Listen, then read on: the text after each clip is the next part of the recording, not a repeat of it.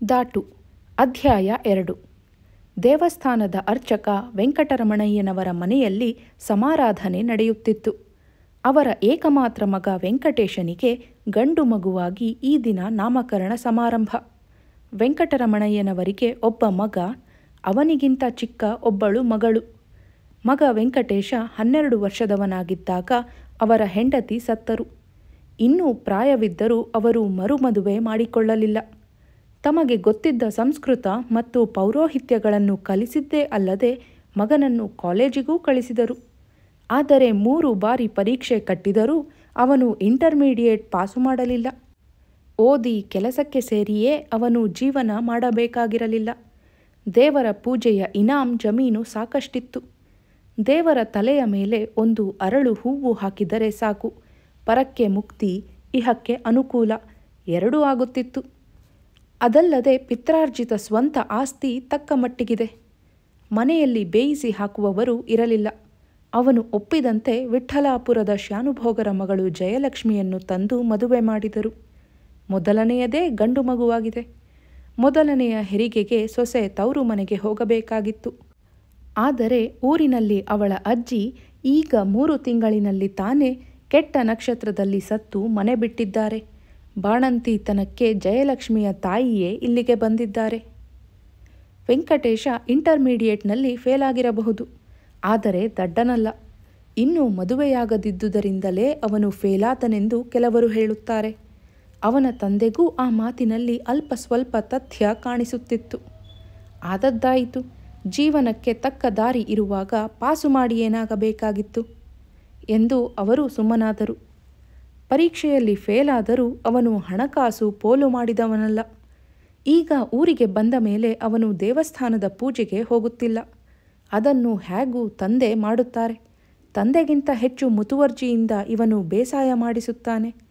ಸೀಮೆ ಗೊಬ್ಬರ ಹಾಕಿಸಿ ಜಪಾನು ಮಾದರಿಯ ಭತ್ತ ಬೆಳೆಸುತ್ತಾನೆ.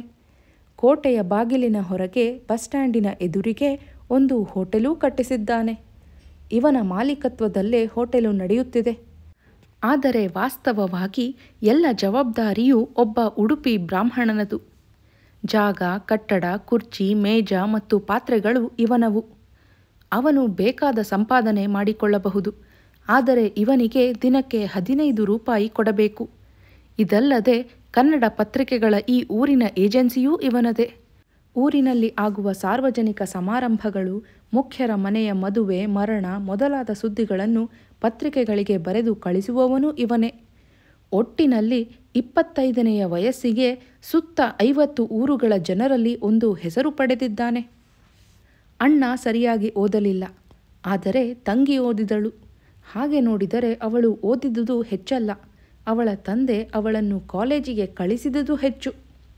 ಊರಿಗೆ ಹೈಸ್ಕೂಲು ಬಂದು 8 ವರ್ಷವಾಗಿತ್ತು. ಊರಿನಲ್ಲಿದ್ದ ಹೈಸ್ಕೂಲಿಗೆ ಹೆಣ್ಣು ಮಕ್ಕಳನ್ನು ಕಳಿಸಲು ಕೂಡ ಜನರು ಹಿಂದೇಟು ಹಾಕುತ್ತಿದ್ದರು. ವೆಂಕಟರಮಣಯ್ಯನವರು ಧೈರ್ಯ ಮಾಡಿ ಮಗಳನ್ನು ಕಳಿಸಿದರು. ಸತ್ಯಭಾಮ ಫಸ್ಟ್ ಕ್ಲಾಸಿನಲ್ಲಿ SSLC ಪಾಸು ಮಾಡಿದ ನಂತರ ಕಾಲೇಜಿಗೆ ಹೋಗುವುದಾಗಿ ಹಠ ಹಿಡಿದಳು. ತಾಯಿ ಇಲ್ಲದ ಹುಡುಗಿಯನ್ನು ಕಾಲೇಜಿಗೆ ಕಳಿಸಿ ಏನಾದರೂ ಹೆಚ್ಚು ಕಡಿಮೆ ಮಾಡಿಕೊಂಡರೆ ಗತಿಯೇನು ಎಂಬ ಭಯ ತಂದೆಗೆ. ಅಂಥದ್ದೇನೂ ಆಗುವುದಿಲ್ಲವೆಂದು ಹೈಸ್ಕೂಲಿನ ಹೆಡ್ ಮಾಸ್ಟರೇ ಧೈರ್ಯ ಹೇಳಿದರು. ಮೈಸೂರಿನಲ್ಲಿ ಹೆಣ್ಣು ಮಕ್ಕಳ ಹಾಸ್ಟೆಲಿನಲ್ಲಿ ಇದ್ದುಕೊಂಡು ಅವಳು ಪ್ರತಿಯೊಂದು ಪರೀಕ್ಷೆಯನ್ನೂ ಪ್ರಥಮ ದರ್ಜೆಯಲ್ಲಿ ಪಾಸು ಮಾಡಿದಳು. ಇಂಟರ್ ಆದ ಮೇಲೆ ಆನರ್ಸ್ ಮಾಡಿ ಇತಿಹಾಸದಲ್ಲಿ MA ಮಾಡಿದ್ದಾಳೆ. ಈಗ 15 ದಿನದಲ್ಲಿ ತಾನೇ ಫಲಿತಾಂಶ ಹೊರಬಿದ್ದು ನಿರೀಕ್ಷಿಸಿದಂತೆ ಪ್ರಥಮ ಶ್ರೇಣಿಯಲ್ಲಿ ತೇರ್ಗಡೆಯಾಗಿದ್ದಾಳೆ. MA ಮಾಡಿರುವ ಮಗಳಿಗೆ ತಕ್ಕ ಗಂಡು ಹುಡುಕುವ ವಿಧಾನ, ಆ ಮಟ್ಟದ ಜನಗಳೊಡನೆ ವ್ಯವಹರಿಸುವ ರೀತಿ ವೆಂಕಟರಮಣಯ್ಯನವರಿಗೆ ಗೊತ್ತಿಲ್ಲ.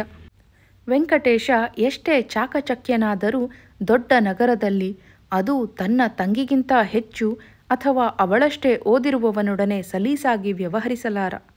ಮಗಳಿಗೆ ಗಂಡು ಹುಡುಕುವ ಕಷ್ಟವನ್ನು ವೆಂಕಟರಮಣಯ್ಯನವರು ಉಪಮಂತ್ರಿ ಮೇಲಗಿರಿ ಗೌಡರ ಕೈಲಿ ಹೇಳಿಕೊಂಡಿದ್ದರು.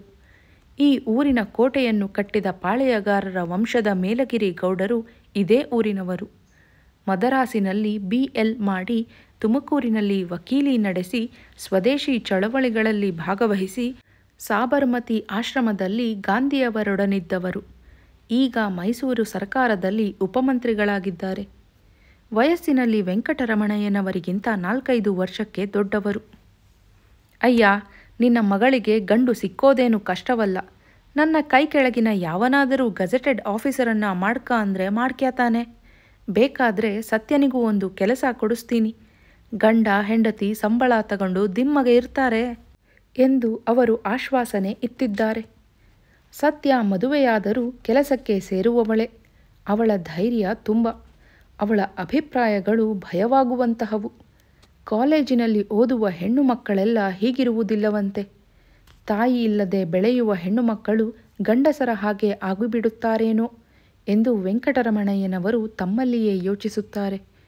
ಒಟ್ಟಿನಲ್ಲಿ ಒಬ್ಬ ತಕ್ಕ ಬ್ರಾಹ್ಮಣನ ಕೈಲಿಟ್ಟು ಧಾರೆ ಎರೆದರೆ ಸಾಕು, ನನ್ನ ಜವಾಬ್ದಾರಿ ತಪ್ಪಿತು.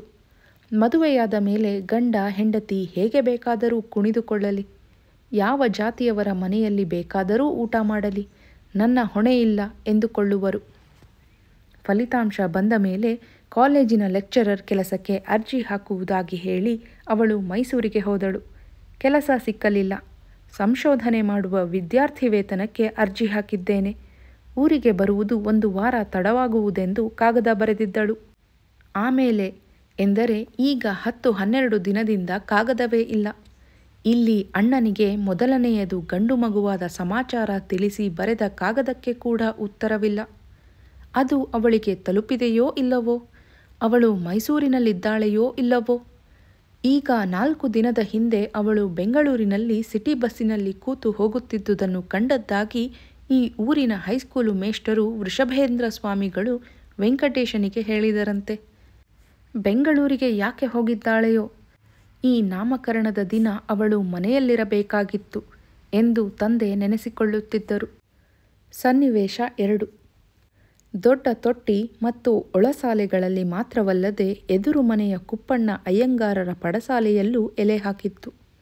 ಊರಿನ ವೈಷ್ಣವ ಮತ್ತು ಶ್ರೀವೈಷ್ಣವರಲ್ಲಿ ಮುದುಕರನ್ನು ಬಿಟ್ಟು ಉಳಿದವರೆಲ್ಲ ಊಟಕ್ಕೆ ಬಂದಿದ್ದರು. ಸಮಾರಾಧನೆಯ ಹೆಮ್ಮೆಯ ನಾಯಕ ವೆಂಕಟೇಶ. ಸಾವಕಾಶವಾಯಿತು, ನಿಧಾನವಾಗಿ ಭೋಜನವಾಗಬೇಕು ಎಂದು ಉಪಚಾರ ಹೇಳಿಕೊಂಡು ಪಂಕ್ತಿಗಳ ಮಧ್ಯೆ ತಿರುಗಾಡುತ್ತಿದ್ದ. ಅವನು ರೇಷ್ಮೆಯ ಬಿಳಿ ಮುಕುಟ ಉಟ್ಟು ಮೇಲೆ ದೊಡ್ಡ ಅಂಚಿನ ಶಲ್ಯ ಹೊದೆದಿದ್ದ. ಎಡ ಹೆಗಲಿನಿಂದ ನೇತಾಡುವ ಜನಿವಾರವು ಶಲ್ಯದ ಒಳಗಿನಿಂದ ಕಾಣುತ್ತಿತ್ತು. ಎಡಗೈಗೆ ಬಂಗಾರದ ಚೈನಿನ ಗಡಿಯಾರ, ಬೆರಳಿಗೆ ಉಂಗುರಗಳು, ತಲೆಯ ಕ್ರಾಪು ಅರೆ ಕೆದರಿದ ಅಲಂಕೃತ ಸ್ಥಿತಿಯಲ್ಲಿತ್ತು. ಹುಳಿತೋವೆ, ಬೂದುಗುಂಬಳಕಾಯಿ, ಮಜ್ಜಿಗೆ ಹುಳಿ ಸಾರುಗಳಲ್ಲಿ ಕಲಸಿ ಹಸಿವನ್ನು ಮೊದಲ ಕಿಸ್ತು ತೃಪ್ತಿಪಡಿಸಿದ ಮೇಲೆ ನಿಧಾನವಾಗಿ ಹುಳಿಯನ್ನದ ಪಿಡಿಚೆ ಮಾಡುವಾಗ ಸಂವಾದ ಆರಂಭವಾಯಿತು. ಕುಪ್ಪಣ್ಣಯ್ಯಂಗಾರರೆಂದರು, ಪರವಾಗಿಲ್ಲ, ಪುಳಿಯೋಗರೆ ನಮ್ಮ ಜನದ ಹಾಗೆ ಮಾಡಿದ್ದಾರೆ. ಟ್ರೇಡ್ ಸೀಕ್ರೆಟ್ ಎಲ್ಲ ಪತ್ತೆ ಮಾಡಿದ್ದೀವಿ. ವೆಂಕಟೇಶ ಮೆಚ್ಚುಗೆಯನ್ನು ಸ್ವೀಕರಿಸಿದ. ಅಯ್ಯಂಗಾರರ ಪುಳಿಯೋಗರೆ, ಮಾಧ್ವರ ಬೇಳೆ ಹುಳಿ, ಸ್ಮಾರ್ತರ ಮಜ್ಜಿಗೆ ಹುಳಿ ಅಂದರೆ ಪ್ರಸಿದ್ಧ. ಬೂದುಗುಂಬಳಕಾಯಿ ಎಲ್ಲಿ ಸಿಕ್ತು ನಿಮಗೆ? ಇತ್ತೀಚೆಗೆ ಇತರೆ ಜನಗಳೂ ಬೂದುಗುಂಬಳಕಾಯಿ ತಿನ್ನೋಕೆ ಶುರು ಮಾಡಿಬಿಟ್ಟಿದ್ದಾರೆ. ಹಳೆ ಮನೆಯ ಮುಖ್ಯ ಪ್ರಾಣರಾಯರು ಪಾಕಸಿದ್ಧಿಯ ಸಮನ್ವಯ ಸಿದ್ಧಾಂತದ ಜೊತೆಗೆ ಪ್ರಪಂಚ ಕೆಡುತ್ತಿರುವ ಕಡೆಗೆ ಸಂಭಾಷಣೆಯನ್ನು ಎಳೆದರು. ಇನ್ನೊಂದು ಸಲ ಹೆಂಡತಿ ಕೊರಳಿನ ತಾಳಿ ಕೀಳಿಸೋ ತನಕ ತಿನ್ನಲಿ ಬಿಡಿ, ಎಷ್ಟು ದಿನ ಮೆರೆದಾರು? ಕಲ್ಲಿನ ಮನೆ ಶ್ಯಾಮಣ್ಣನವರೆಂದರು. ಏನು ಮೆರೆದರೂ ಚಿನ್ನ ಚಿನ್ನವೇ, ಕಬ್ಬಿಣ ಕಬ್ಬಿಣವೇ. ಇಬ್ಬರಿಗೂ ಪಾಠ ಹೇಳಿದವನು ನಾನು, ಹೇಳ್ತೀನಿ ಕೇಳಿ ಎಂದು 80 ವರ್ಷದ ವೃದ್ಧ ಅಯ್ಯ ಮೇಷ್ಟರು ಜ್ಞಾಪಿಸಿಕೊಂಡು ನಿರೂಪಿಸಿದರು. ನಮ್ಮ ವೆಂಕಟರಮಣಯ್ಯನವರು ಮೇಲಗಿರಿ ಗೌಡನಿಗಿಂತ 4 ವರ್ಷಕ್ಕೆ ಚಿಕ್ಕೋರು. ಅವರಿಗೆ 5 ವರ್ಷ, ಮೇಲಗಿರಿ ಗೌಡರಿಗೆ 9. ಇಬ್ಬರು ನನ್ನ ಸ್ಕೂಲಿಗೆ ಬರ್ತಿದ್ರು. ನಾನು ಕಂಡ ಪ್ರಯತ್ನ ಮಾಡಿದೆ. ಗೌಡನ ಬಾಯಲ್ಲಿ ಗರುಡ ಅನ್ನೋ ಪದ ಬರಲೇ ಇಲ್ಲ. ಗರುಡ ಅಂತ ನಾನು ತಿದ್ದೋಕೆ, ಅವನು ಗಲ್ಡ ಅಂತ ನುಡಿಯೋಕೆ. ಸ್ವರ, ಉದಾತ್ತ, ಅನುದಾತ್ತಗಳ ಸಹಿತ ವೇದ ನುಡಿಯೋ ನಾಲಗೆ ಬಿಟ್ಟರೆ ಶೂದ್ರರ ಬಾಯಲ್ಲಿ ಹೇಗೆ ಬರುತ್ತೆ ಗರುಡ ಅನ್ನೋ ಸಂಸ್ಕೃತ ಪದ? ಹೈಸ್ಕೂಲಿನ ಕನ್ನಡ ಪಂಡಿತ ಕೃಷ್ಣಪ್ಪನವರು ಕೇಳಿದರು. ಆದರೂ ಈಗ ಅವರದ್ದೇ ಕಾಲವಲ್ರಿ. ಅವರು ಲಾಯಕ್ಕಾದರು. ಈಗ ಮಂತ್ರಿಗಳಾಗಿದ್ದಾರೆ. ಸರ್ಕಾರಿ ಕೆಲಸವೆಲ್ಲ ಅವರದ್ದು. ನಮ್ಮ ಕೈಲಿ ಏನಿದೆ? ಗರುಡ ಅಂತ ಶುದ್ಧವಾಗಿ ನುಡಿಯೋದು ಬಿಟ್ಟರೆ ತುಮಕೂರು ಕಾಲೇಜಿನಲ್ಲಿ ಇಂಟರ್ ಓದಿದ ಮೇಲೆ ಕೆಲಸ ಸಿಕ್ಕದೆ ನಿರಾಶನಾಗಿದ್ದ ನಾಗರಾಜ ಕೇಳಿದ. ಮಂತ್ರಿಯಾಗುವ ಮಾತು ಬಿಡಿ, ಎಲೆಕ್ಷನ್ನಲ್ಲಿ ಪಲ್ಟಿ ಹೊಡೆದೋಗ್ತಿದ್ರು, ಕೊನೆಗಾದರೂ ನಮ್ಮೋರ ತಂತ್ರವೇ ಬೇಕು ಎಂದು ವೆಂಕಟೇಶನ ಏಜೆನ್ಸಿಯ ಪತ್ರಿಕೆಗಳನ್ನು ಮನೆ ಮನೆಗೆ ಹಂಚುತ್ತಿದ್ದ ಸುಬ್ಬರಾಯರು ತನ್ನ ಮಹತ್ವವನ್ನು ಹೇಳಿದಾಗ ವೆಂಕಟೇಶ ಧನ್ಯತೆ ಮತ್ತು ಪ್ರಸನ್ನತೆಗಳಿಂದ ಅವರ ಕಡೆ ನೋಡಿದ. ಈ ಬರೀ ಸ್ಮಾರ್ತ ಹುಡುಗನಿಂದ ಮೇಲಗಿರಿ ಗೌಡರು ಗೆದ್ದರೆಂಬುದನ್ನು ಸಹಿಸಲಾರದೆ, ನಮ್ಮ ಕುಪ್ಪಣ್ಣಯ್ಯಂಗಾರರು ಸಹ ಎಲೆಕ್ಷನ್ನಲ್ಲಿ ಕೆಲಸ ಮಾಡದಿದ್ದರೆ ಎಂದು ತಿರುನಾರಾಯಣಯ್ಯಂಗಾರರು ಬಾಯಿ ಹಾಕಿ ವಾಕ್ಯವನ್ನು ಪೂರ್ತಿ ಮಾಡುವ ಮೊದಲೇ, ತಾವು ಈಗ ಪುಳಿಯೋಗರೆ ತಿನ್ನುತ್ತಿರುವುದು ಈ ಸ್ಮಾರ್ತರ ಮನೆಯಲ್ಲೇ ಎಂಬ ನೆನಪಾಗಿ ಅರ್ಧಕ್ಕೆ ಬದಲಿಸಿ, ಅದೇ ನಮ್ಮ ಕುಪ್ಪಣ್ಣಯ್ಯಂಗಾರರು ವೆಂಕಟೇಶಮೂರ್ತಿಗಳು ಕೂಡಿ ತಂತ್ರ ಮಾಡದಿದ್ದರೆ ಈ ಶೂದ್ರ ಹೇಗೆ ಗೆಲ್ತಿದ್ದ ಎಂದು ಸ್ಮಾರ್ತ ಶ್ರೀವೈಷ್ಣವ ಏಕತೆಯನ್ನು ಮೀಟಿದರು. ನಾವು ತ್ರಿಮತಸ್ಥರು ಒಂದಾಗದೆ ಇನ್ನೂ ಬದುಕೋ ಹಾಗಿಲ್ಲ ಎಂದು ಕಂಬದ ಆಚೆ ಕುಳಿತಿದ್ದ ಒಬ್ಬರು ಬಾಯಿ ಹಾಕಿದರು. ಆದರೆ ಅವರ ಪಕ್ಕದಲ್ಲಿಯೇ ಕುಳಿತಿದ್ದ ರಾಘವೇಂದ್ರ ತಟ್ಟನೆ ಅಂದುಬಿಟ್ಟ, ಆಗ್ತಾರೆ ಈ ಗೊಡ್ಡು ರಂಡೇಗಂಡರು.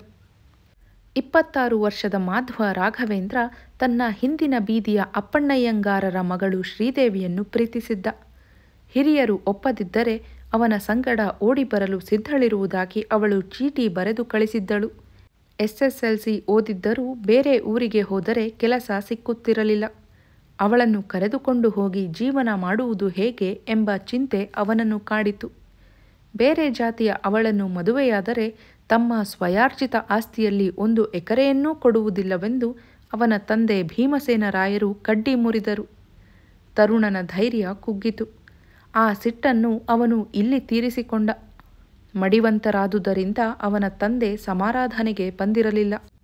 ವೆಂಕಟರಮಣಯ್ಯನವರು ಎದುರು ಮನೆಯ ಕುಪ್ಪಣ್ಣಯ್ಯಂಗಾರರ ಮನೆಯ ಪಡಸಾಲೆಯಲ್ಲಿ ಕೂತಿದ್ದವರನ್ನು ಉಪಚರಿಸುತ್ತಿದ್ದರು. ಅವರ ಅದೃಷ್ಟ ಚೆನ್ನ, ಮಗನಿಗೆ ಮೊದಲನೆಯದೇ ಗಂಡು ಮಗುವಾಯಿತು ಎಂದು ಮುಂತಾಗಿ ಸಂಭಾಷಣೆ ಸಾಗುತ್ತಿತ್ತು. ಮೊದಲ ಪಂಕ್ತಿಗೆ ಯಾರು ಬಂದಿಲ್ಲ ಎಂಬುದನ್ನು ವೆಂಕಟರಮಣಯ್ಯನವರು ವಿಚಾರಿಸುತ್ತಿದ್ದರು. ಪೋಸ್ಟ್ ಮಾಸ್ಟರ್ ನಾರಾಯಣಯ್ಯನವರು ಇನ್ನೂ ಬಂದಿಲ್ಲ. 2 ಗಂಟೆಯ ಬಸ್ಸಿಗೆ ಟಪಾಲು ಕಟ್ಟಿಕೊಟ್ಟೇ ಅವರು ಮನೆ ಬಿಡಬೇಕು. ಈಗ 2 ಕಾಲಾಗಿದೆ, ಇನ್ನೂ ಬರಲಿಲ್ಲ, ಇನ್ನೂ 2ನೆಯ ಪಂಕ್ತಿಗೆ ಕೂರಬೇಕು ಅವರು ಎಂದು ಯಜಮಾನರು ಯೋಚಿಸುತ್ತಿರುವಾಗಲೇ ನಾರಾಯಣಯ್ಯನವರು ಬಂದರು.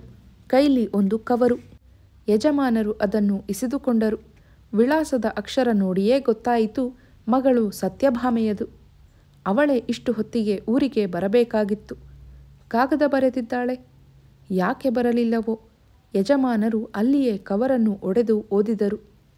ತನಗೆ ಬೆಂಗಳೂರಿನ ದೇಶೀಯ ಕಾಲೇಜಿನಲ್ಲಿ ಲೆಕ್ಚರರ್ ಕೆಲಸ ಸಿಕ್ಕಿದೆ, ಸೇರಿದ್ದೇನೆ ಎಂಬ ತಾತ್ಪರ್ಯದ ಮೊದಲ ಪ್ಯಾರ ಓದಿ ಮನಸ್ಸಿಗೆ ಸಮಾಧಾನವಾಯಿತಾದರೂ ಇವಳ್ಯಾಕೆ ನೌಕರಿ ಮಾಡಬೇಕೆಂಬ ತುಸು ಅಸಮಾಧಾನವೂ ಉಂಟಾಯಿತು.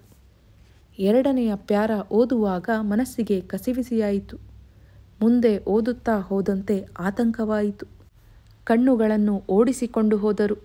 ಮುಖ್ಯ ವಿಷಯ ಸ್ಪಷ್ಟವಾಯಿತು. ಮಂತ್ರಿಯಾಗಿರುವ ಮೇಲಗಿರಿ ಗೌಡರ ಮಗ ಶ್ರೀನಿವಾಸ ಮತ್ತು ತಾನು ಮದುವೆಯಾಗಲು ನಿಷ್ಕರ್ಷಿಸಿರುವುದಾಗಿಯೂ ತಾವು ಆಶೀರ್ವದಿಸಬೇಕೆಂದು ಬರೆದಿದ್ದಳು.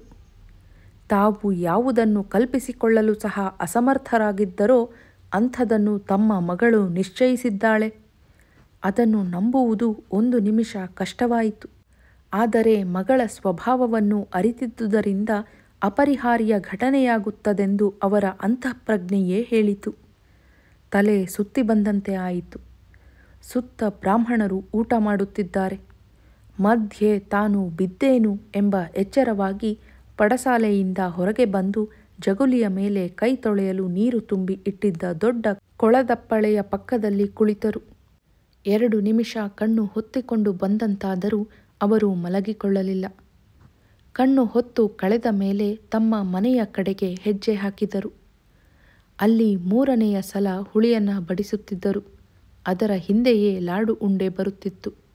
ವೆಂಕಟೇಶ ಮುಖ್ಯರಾದವರಿಗೆ ಬಲವಂತ ಮಾಡಿ ಬಡಿಸುತ್ತಿದ್ದ. ಯಂಗ್ಟೇಶ್, ಬಾಯಿಲ್ಲಿ ಒಂದಿಷ್ಟು ಎಂದು ಯಜಮಾನರು ಹಿತ್ತಿಲ ಕಡೆಗೆ ಹೋದರು. ಅವರ ಮುಖವನ್ನು ನೋಡಿಯೇ ಗಾಬರಿಯಾದ ಮಗ ಹಿಂದೆ ಬಂದ. ಹಿಂಭಾಗದಲ್ಲಿದ್ದ ಹುಲ್ಲು ಕೊಪ್ಪಲಿಗೆ ಹೋಗಿ ಅವರು ಕಾಗದವನ್ನು ಮಗನ ಕೈಲಿ ಕೊಟ್ಟರು. ಅವನು ಅದನ್ನು ಓದಿಕೊಳ್ಳುತ್ತಿರುವಾಗ ಅವರಿಗೆ ಕೋಪ ಏರುತ್ತಿತ್ತು. ಅವನು ಓದಿಕೊಳ್ಳುತ್ತಿದ್ದ. ಜಾತಿ ಕುಲಗಳ ಬಗೆಗೆ ನನ್ನ ಅಭಿಪ್ರಾಯ ನಿಮಗೆ ಗೊತ್ತೇ ಇದೆ. ನೀವು ಮತ್ತು ಊರಿನ ಇತರರು ಇದನ್ನು ಅನೀತಿ ಅನ್ನಬಹುದು. ಆದರೆ ಇದು ಅತ್ಯಂತ ನೀತಿಯುತ ನಿರ್ಣಯವೆಂದು ನನ್ನ ಶುದ್ಧ ನಂಬಿಕೆ. ಎದುರು ನಿಂತು ಮದುವೆ ಮಾಡಿಕೊಡುವುದು ನಿಮಗೆ ಸಾಧ್ಯವಾಗದಿರಬಹುದು. ಆದರೆ ಅಲ್ಲಿಂದಲೇ ಆಶೀರ್ವಾದ ಕಳಿಸಿ. ತಂದೆ ಮಾತನಾಡಿದರು. ಬೆಂಗಳೂರಿಗೆ ಹೋಗಿ ಇವಳಿಗೆ 4 ಒದ್ದು ಎಳೆದುಕೊಂಡು ಬಾ, ಹೋಗು, ಈಗಲೇ ಹೊರಡು. ವೆಂಕಟೇಶ ಓದಿಕೊಳ್ಳುತ್ತಿದ್ದ. ಇಂಥದೆಲ್ಲ ಊರಿನಲ್ಲಿ 4 ದಿನ ಕೋಲಾಹಲ ಉಂಟು ಮಾಡುತ್ತದೆ. ಆಮೇಲೆ ಜನ ತೆಪ್ಪಗಾಗುತ್ತಾರೆ. ಅಲ್ಲಿಯ ತನಕ ನೀವು ಬೇಡವೆಂದರೆ ನಾನು ಊರಿಗೆ ಬರುವುದಿಲ್ಲ. ಆದರೆ ನೀವು ಮತ್ತು ಅಣ್ಣ ಬೆಂಗಳೂರಿಗೆ ಬರುತ್ತಿದ್ದರೆ ಯಾವ ತೊಂದರೆಯೂ ಇಲ್ಲ. ಅಲ್ಲೇನು ಓದ್ತಿದೀಯಾ? 3 ಗಂಟೆ ಮೋಟಾರಿಗೆ ಹೊರಡೋ ಬೆಂಗಳೂರಿಗೆ. ಆ ಕಳ್ಳಮುಂಡೆ ಕೈಕಾಲು ಕಟ್ಟಿ ಎಳಕೊಂಡು ಬಾ. ಯಾರಾದರೂ ಒಬ್ಬ ಬ್ಯಾಸಾಯ ಮಾಡೋ ಬ್ರಾಹ್ಮಣ ಹುಡುಗನಿಗೆ ಕೊಟ್ಟು ಇನ್ನು 3 ದಿನದಲ್ಲಿ ತಾಳಿ ಕಟ್ಟಿಸಿಬಿಡೋಣ. ನಡುವೆ ತಂದೆ ಕೂಗಿದರು. ಕಾಗದದಲ್ಲಿ ಬರೆದಿತ್ತು, ಊರಿಗೆ ಬರಲು ನನಗೆ ಭಯವೇನಿಲ್ಲ. 1,00,000 ಜನ ಎದುರಿಗೆ ನಿಂತು ಬೆರಳು ಮಾಡಿದರೂ ನನ್ನ ನಂಬಿಕೆ ನನ್ನದು, ನನ್ನ ಧೈರ್ಯ ನನ್ನದು. ಮೋಟಾರಿಗೆ ಹೊತ್ತಾಗುತ್ತೆ, ಹೊರಡೋ ಬ್ಯಾಗ ಎಂದು ಯಜಮಾನರು ಅವನ ಕೈಲಿದ್ದ ಕಾಗದವನ್ನು ಕಿತ್ತುಕೊಂಡರು. ಅಪ್ಪ, ಈಗ ನೀನು ತಾಳ್ಮೆ ತಂದುಕೊಳ್ಳದೇ ಇದ್ದರೆ ನಮ್ಮ ಮರ್ಯಾದೆಯೇ ಹೋಗುತ್ತೆ. ನಮ್ಮ ಮರ್ಯಾದೆ ಕಳೆಯೋಕೆ ತಾನೇ ಈ ಮುಂಡೆ ಹುಟ್ಟಿರೋದು, ತಾಳ್ಮೆಯಂತೆ ಗೀಳ್ಮೆ ಎಂದು ಅವರು ಹುಲ್ಲು ಮೆದೆ ಅಡಿಯ ಒಂದು ಬಿದಿರು ದಡಿಯನ್ನು ಎಳೆದುಕೊಂಡರು. ಎದುರಿಗೆ ನಿಂತಿರುವ ತಾನೇ ಮಗಳೆಂದು ಭ್ರಮಿಸಿ ಎಲ್ಲಿ ಹೊಡೆಯುತ್ತಾರೆಯೋ ಎಂದು ಅರಿತ ವೆಂಕಟೇಶ ಉಪಾಯದಿಂದ ಹೇಳಿದ. ಈಗ 2 ಮನೆ ಭರ್ತಿ ಊರ ಬ್ರಾಹ್ಮಣರು ಸೇರಿದ್ದಾರೆ. ಮಾತನಾಡಿದರೆ ಅವರಿಗೆಲ್ಲ ತಿಳಿಯುತ್ತೆ. ಒಂದು ಪಕ್ಷ ನಾನು ಬೆಂಗಳೂರಿಗೆ ಹೋಗಿ ಅವಳ ಮನಸ್ಸನ್ನು ಬದಲಾಯಿಸಿದರೂ ಆಮೇಲೆ ನಮ್ಮ ಮರ್ಯಾದೆ ಉಳಿಯೋಲ್ಲ. ಮುಂದೆ ಅವಳಿಗೆ ಬೇರೆ ಗಂಡೂ ಸಿಕ್ಕೋಲ್ಲ. ಅದಕ್ಕೆ ನೀನು ಏನೂ ಆಗಿಲ್ಲ ಅಂತ ಸುಮ್ಮನಿದ್ದು ಬಿಡಬೇಕು. ಈ ಮುಂದೆ ಹೀಗೆ ಮಾಡ್ತೀನಿ ಅಂತ ಬರೆದಿರುವಾಗ ಹೇಗೆ ಸುಮ್ಮನಿರೋದು ಎಂದು ಮಗನನ್ನು ಜಬರಿಸಿ ಕೇಳುವಾಗ ಅವರ ಕಣ್ಣಿನಲ್ಲಿ ನೀರು ಬಂದುಬಿಟ್ಟಿತು. ತಾಯಿಯಿಲ್ಲದ ಹುಡುಗಿ ಅಂತ ನಾನೇ ತಾಯಿಯಾಗಿ ಸಾಕಿದೆ, ಪಾಪಿ ಲೌಡಿ ಎಂದು ಬಿಕ್ಕಿ ಬಿಕ್ಕಿ ಅಳಲು ಪ್ರಾರಂಭಿಸಿದರು. ಒಳಗೆ ಹುಳಿಯನ್ನ ಲಾಡುಗಳು ನಿಧಾನವಾಗಿ ಸಾಗುತ್ತಿದ್ದವು. ಭೋಜಕರು ಶ್ಲೋಕ ಹೇಳಲು ಪ್ರಾರಂಭಿಸಿದ್ದರು. ಮರ್ತ್ಯಲೋಕಕ್ಕೆ ಶಿವ ಕಳುಹಿದ 3 ಕಣ್ಣಿನ ತೆಂಗಿನಕಾಯಿ ಎಂದು ಗಟ್ಟಿಯಾಗಿ ಹೇಳಲು ಶುರುಮಾಡಿದ್ದವರು ಸೋಸಲಗೆರೆ ಸುಬ್ಬರಾಯರೆಂದು ಅಲ್ಲಿಂದಲೇ ತಿಳಿಯುತ್ತಿತ್ತು. ವೆಂಕಟೇಶ ಹೇಳಿದ, ಅಪ್ಪ, ಇಂಥ ಸಂದರ್ಭದಲ್ಲಿ ಏನೂ ಆಗಿಲ್ಲ ಅನ್ನೋ ಹಾಗೆ ನಿಭಾಯಿಸೋಕ್ಕೆ ನಿನ್ನ ಕೈಲಾಗೋಲ್ಲ. ನೀನು ಸುಮ್ಮನೆ ದೇವಸ್ಥಾನಕ್ಕೆ ಹೋಗಿಬಿಡು. ನಾನು ಹೇಳೋ ತನಕ ಯಾರ ಕೈಲೂ ಈ ವಿಷಯ ಮಾತನಾಡಕೂಡದು. ತಿರುಮಲ ದೇವರ ಆಣೆ, ಈ ಕಾಗದ ನನ್ನ ಹತ್ತಿರ ಇರಲಿ ಎಂದು ಅವನು ಅವರ ಬೆನ್ನಿನ ಮೇಲೆ ಕೈ ಹಾಕಿ ಹಿಂಬದಿಯ ದಾರಿಯಿಂದಲೇ ಕಳಿಸಿದ. ದೇವಸ್ಥಾನದ ಬೀಗದ ಕೈ ಯಾವಾಗಲೂ ಅವರ ಸೊಂಟದಲ್ಲಿ ಇರುತ್ತಿತ್ತು. ಸನ್ನಿವೇಶ 3. ಒಬ್ಬರಾದ ಮೇಲೆ ಒಬ್ಬರಂತೆ ಶ್ಲೋಕ ಹೇಳುತ್ತಿದ್ದರು. ಎಲ್ಲರ ಎಲೆಯ ಮೇಲೂ ಹುಳಿಯನ್ನ ಹರವಿ ಬಿದ್ದಿತ್ತು. ಕೆಲವರು ಒಡೆದ ಲಾಡುವನ್ನು ಸಹ ಚೆಲ್ಲಿದ್ದರು. ಪಲ್ಯ ಹುಳಿ ತೋವೆಗಳು ಎಲೆಯ ಕೊನೆಯಲ್ಲಿ ವಿರಮಿಸಿ ನೊಣಗಳನ್ನು ಆಕರ್ಷಿಸುತ್ತಿದ್ದವು. ವೆಂಕಟೇಶ ಒಂದು ಸಲ ಎದುರು ಮನೆಗೂ ಹೋಗಿ ವಿಚಾರಿಸಿಕೊಂಡು ಬಂದ. ಇನ್ನು ಮಜ್ಜಿಗೆಗೆ ಅನ್ನ ಕೇಳುವಂತೆ ಬಡಿಸುವವರಿಗೆ ಸೂಚಿಸಿದ. ಜಗುಲಿಯ ಮೇಲೆ ಹಾಕಿದ್ದ ಜಮಖಾನೆಯ ಮೇಲೆ ತಾಂಬೂಲಕ್ಕೆ ಕುಳಿತಾಗ ಕೆಲವರು ಯಜಮಾನರಲ್ಲಿ ಎಂದರು.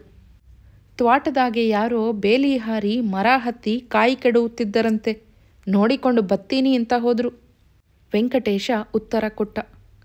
ನೋಡಿ, ಇತರೆಯವರೆಲ್ಲ ಮಾತನಾಡಿಕೊಂಡು ಬರೀ ಬ್ರಾಹ್ಮಣರ ಜಮೀನಿನಲ್ಲೇ ಕಳ್ಳತನ ಮಾಡ್ತಾರೆ. ಅವರ ತ್ವಾಟ ಗದ್ದೆಗಳಲ್ಲಿ ಮಾತ್ರ ಒಂದು ತೆನೆ ಒಂದು ಗೊನೆ ಅಳ್ಳಾಡೋಲ್ಲ. ಸ್ವಂತ ಬೇಸಾಯ ಮಾಡುತ್ತಿದ್ದ ನಾಗಪ್ಪನವರು ಕಷ್ಟ ಸುಖ ಹೇಳಲು ಪ್ರಾರಂಭಿಸಿದರು. ವೆಂಕಟೇಶ ಒಳಗೆ ಬಂದು ತೊಟ್ಟಿಯ ಎಲೆ ಗೋಮೆ ಮಾಡಿಸಿ ಅಡುಗೆಯವರು, ಬಡಿಸಿದವರು ಮತ್ತು ಮೊದಲ ಪಂಕ್ತಿಗೆ ಬರಲು ಹೊತ್ತಾದವರಿಗೆಲ್ಲ ಎಲೆ ಹಾಕಿಸಿದ. ತಾನೇ ಬಡಿಸಲು ನಿಂತ. ಯಜಮಾನರು ಬಂದ ಮೇಲೆ ತಾನು ಅವರ ಕೂಡ ಊಟ ಮಾಡುವುದಾಗಿ ಹೇಳಿ ಅವರಿಗೆಲ್ಲ ಊಟ ಮಾಡಿಸಿ ತಾಂಬೂಲ ಕೊಟ್ಟು ಕಳಿಸಿದ. ಇನ್ನು ಊಟವಾಗದೆ ಉಳಿದವರೆಂದರೆ ಅವನು, ತಂದೆ ಮತ್ತು ಅವರ ಅತ್ತೆ. ಬೀಗರು ಅಳಿಯ ಮಾಡದೆ ಅತ್ತೆ ಕೂರುವವರಲ್ಲ. ಆದುದರಿಂದ ತಂದೆಯನ್ನು ಕರೆತರಲು ತಾನೇ ದೇವಸ್ಥಾನಕ್ಕೆ ಹೋದ. ಗುಡಿಯ ಬಾಗಿಲು ತೆರೆದುಕೊಂಡು ಒಳಗಿನ ಕಂಬವನ್ನೊರಗಿ ಯೋಚಿಸುತ್ತಾ ಕುಳಿತಿದ್ದರು. ಅಪ್ಪ, ಊಟ ಮಾಡೋಣ, ಮನೆಗೆ ಬಾ. ದಾರೀಲೇ ಆಗಲಿ ಹೊರಗೆ ಯಾರ ಕೈಲೇ ಆಗಲಿ ನೀನು ಈ ವಿಷಯ ಆಡಕೂಡದು. ತ್ವಾಟದಲ್ಲಿ ಕಳ್ಳತನವಾಗಿತ್ತಂತೆ, ನೋಡೋಕ್ಕೆ ಹೋಗಿದ್ದಾರೆ ಅಂತ ನಾನು ಹೇಳಿದ್ದೀನಿ. ಯಾರಾದರೂ ಕೇಳಿದರೆ ನೀನು ಹಾಗೆ ಅನ್ನಬೇಕು. ಮುಚ್ಚಿಕ್ಕಂಡ್ರೆ ಆಗುತ್ತೇನೋ, ಅವಳು ಹೇಗೂ ಮಾಡ್ಕತಾಳೆ. ಹೋಸೋದು ತಡ ಅಂದರೆ ನಾರೋದು ತಡವೇ. ನಾನು ಬೆಂಗಳೂರಿಗೆ ಹೋಗಿ ಅವಳ ಕೈಲಿ ಮಾತಾಡ್ತೀನಿ, ಸುಮ್ಮನಿರು. ಅವಳ ಸ್ವಭಾವ ನಿಂಗೆ ಗೊತ್ತಿಲ್ವೇ? ಇವಳು ಕುದುರೆಯಂಥವಳು. ಈ ಕುದುರೆ ಏನೋ ಉಮೇದು ಮಾಡ್ತು ಅಂತ ಆ ಕತ್ತೆಗಳು ಒಪ್ಪಬೇಕಲ್ಲ. ಇಷ್ಟು ದಿನವಾದರೂ ನಿಂಗೆ ಬುದ್ಧಿ ಬರಲಿಲ್ಲ. ಯಾಕೆ ಒಪ್ಕೊಳ್ಳೋಲ್ಲ? ಬ್ರಾಹ್ಮಣರ ಹುಡುಗಿನ ಮಾಡ್ಕೊಂಡು ನಮ್ಮ ಜಾತಿಗೆ ಅವಮಾನ ಮಾಡಬೇಕು ಅಂದರೆ ಆ ಬ್ರಾಹ್ಮಣ ದ್ವೇಷಿ ಬಿಡ್ತಾನೆಯೇ?